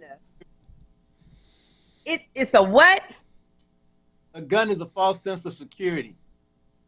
It ain't false till I hit you in your ass with a bullet. Ain't nothing false about that. Tell me what's false about that, Andre. You got to get to the gun. You got to practice so that if something happens, you don't freak out like you did. Yeah, it's called preparation. It's responsible gun ownership, Andre. You don't get a gun and not practice and not do the work. Then you're not supposed to have a gun. I went to the ring. Good. And I wanted to say this at Redstone with the woman, I believe her name was Gina. What she taught us as women, she said, set your alarm for 3 or 4 different times in the middle of the night. Wake up, jump on that ground, grab that gun, and put that clip in. Practice getting it out. Practice putting it in. Practice putting the safety lock on. Practice as soon as you roll over, get on your knees. I did that. I got 3 boxes of bullets. I'm not playing around. It's a magazine. It's not. Oh, excuse me. It's a magazine. I got People magazine, Cosmopolitan magazine, there it is, and 3 boxes of magazine clips for your ass. Don't make me get the Sports Illustrated. And a Sports Illustrated. Okay, I forgot that I got a talk show. I think I'm gonna be in trouble. But here's the thing. when you have a talk show, you got to answer to a lot of people. You can't just be spouting off at the mouth. But here's the thing. I do believe in responsible gun ownership. And I took the classes, Redstone Firearms. If you are in California, they are absolutely amazing. They have female gun groups where you could join and go to the range and shoot. Because I feel like you should be protected. If you're a single mom, I don't agree that everybody should be walking around with a gun. But I kept my gun safe. I had it in a very special metal case. It wasn't laying around where Jeffrey could get it. And I practiced. I would get up at 3 a.m, roll on my knees, get the clip out, put the clip in, put the safety on, take the safety off, so that it became muscle memory for me. But when I moved to New York, you were not allowed to have a gun because they don't want guns in New York because of everything that has happened with Sonny, what's the name of that, Chris? With the kids, the children, so many of the people going into schools and shooting. So New York wants to get rid of guns. So does LA. There's got to be a happy medium, because in Missouri, you can be any idiot can walk around with anything, anywhere. Anybody can walk around with it. And then, I don't think the California and New York plan is a good plan either, because I don't think that works. There's got to be a measured, thoughtful medium, because what we're doing ain't working. I absolutely agree with you. I'm not. Andre, Kym couldn't even learn self-defense without grinding on you. You gonna get that heifer a knife? Is you crazy? Are you kidding me? She gonna be like, is that you be happy you got a knife in your pants? What is, no. It's And you were talking about Sandy Hook, Sherri. I know what you're talking. Yes, I was about Sandy Hook because of all of that. New York does not want guns. But I'm just saying, and I call Kym a heifer because I love her. She's my sis. For me, I feel like there's got to be a happy medium. I feel like if you have a gun and you want to protect your home, you should be able to have a gun to protect your home. It is not a false sense of security. If you will practice responsible ownership and you know how to use it, it's not a false sense of security. If somebody busted through this hotel room, that's why I was so emotional. I don't have nothing to do. That's not a false sense of security, because if I'd have had a gun, Andre, and that man was kicking on my door trying to come in, I would have said, hey, MFer, I got a gun. Keep going. Keep doing this. I bet you he'd have left a lot faster than he did with me trying to sound like a man. Don't then you should say that. You know what Whoopi, let me tell you what Whoopi told me to get. What? Didn't say Whoopi that. Goldberg. I got an idea. I didn't think about that because that's lying. I didn't have a gun. I didn't have no gun. I still got morals. I'm not gonna lie to the man, tell him I got a gun. Why not? I got an idea. One more time for Lomar Farms, black business. Oh. Thanks to the great Cedar Lewis. No, not speaking of guns. Speaking of fire. TFM 15. They were our guests today. If you're just tuning in, go back, watch that. It was great. We're going to have them back on. If you're a comedy fan and a Sherri fan, at Sherri Show TV on Instagram, etc. But go to sherrishowtv.com for tickets. Go see Sherri in Alabama this weekend at the Stardome, April 12th and 13th, Baltimore Comedy Factory. You know that's happening. Shout out to 16th Productions, Kym's Closet. Support Andre by following him on Instagram, and go tell Ellie the Empress to follow at InstaDenman on here. I'm in St. Louis at Midcoast Media. I'm heading to Baltimore with your girl, Ariva Martin. We're going to do that this weekend for the NFB PA conference on Friday. We're going to live stream from Ariva's socials, so check that out if you want to learn about some diversity, equity, inclusion, which Ariva's going to make very entertaining, actually. She went to Harvard, and Ariva Martin. She'll put a show on. Yeah. Ariva Martin is a one-man wonder, when I tell you that. Sherri, anything else to promote as we are 10 seconds from 3 hours? Yeah, I'm going to Birmingham, Alabama to the gun range this weekend. I'm going to the gun range. You can find me at the gun range, but it'd be much better to laugh at me. I don't like people laughing at me at the gun range. But you can come laugh at the Stardome Comedy Club this weekend in Birmingham, Alabama. The gun range, great name for a gay bar. The gun range. I'm not even saying the gun range. Come on down to the gun range, you and your boys. Want that explosive fire from these bullets? Sherri gets it. And Andre, go look at his erotic sensual art. You just scroll through his pages. Post that video, that reel, Andre. That's so funny. You trying to learn a TikTok dance. And y'all follow Chris Denman. If you need a podcast, Chris's business, Midcoast Media, they're really, really great. Chris he's sensitive. He gets attitude easily. But otherwise, great business. Great business. She drank the truth serum. I'm telling you. Notice Happy. We've been with Midcoast Media for 5 years with our Two Funny Mamas podcast. We got 2. Kristen helped us get 2 NAACP Image Awards. He does everything, edit. But if you don't pay him, he'll send you that damn delinquent bill. I do want to let y'all know that. He don't play about his money. So we a little bit behind. Got a little bit behind. I've been busy. Thank God we was able to get 2 hours out of this man right here. Because he'll cut you off in a minute, mid-talk. You don't pay that money. I got your Cash App request. I'm sending it. If we did it through Cash. I know you got Zelle. I know. Zelle, I don't have Venmo. I done told you 5 times. They just suspended my Venmo account. I can only do Zelle or Cash App, and I got you. You didn't give me the $ that goes in front of the Cash App. $ Chris R. Denman, if anyone who wants to keep my lights on. Sherri, I'm not kidding. You're one of the most talented people on the planet. Love working with you. And I'm so happy that we get to keep this thing moving. I can't tell you how many rude comments were left. Oh, Sherri's going to quit. Here goes the podcast. It can be bumpy at times with scheduling, but you see that they're here and they do it. If Kym's not available, Sherri does it. If Sherri's not available, Kym does it. We get to keep having fun with everybody, and it's because the fans are great. So thank you. And Sherri, great job. Subscribe. We're trying to get our goal is to we're manifesting this 100,000 followers. I think we're somewhere in the 70,000. We're almost to 80,000. We're almost to 80,000. Please tell your mama, cousins, ex-boyfriends, honeybees. There are a bunch of honeybees out there roaming around to hit the subscribe button for Two Funny Mamas podcast. We really want to bring you a lot of joy and laughter and a little bit of respite from your day. So we thank you so much. And I know Chris has got to go, and Andre's food is cold. He need to go pick some more lemons because he's squirting. So y'all.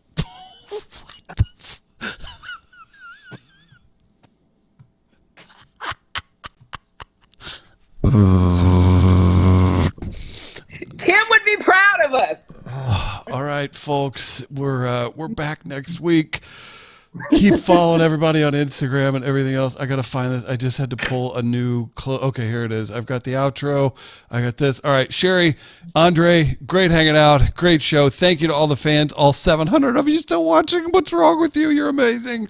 All right, bye. Bye, everybody. We'll see you soon. Bye, everybody. Bye-bye.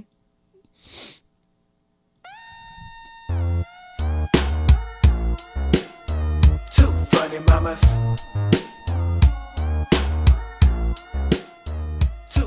Mamas, what's with the grin? Sherri and Kym, yeah, that's them. About to throw down again. Tickling the soul from beginning to the end. Two dope friends, I love the way they do their thing. They digress, don't distress, such a beautiful mess. Two real ones, so true, and the topics they address. So go ahead and subscribe, cause the party gets live. Take a seat.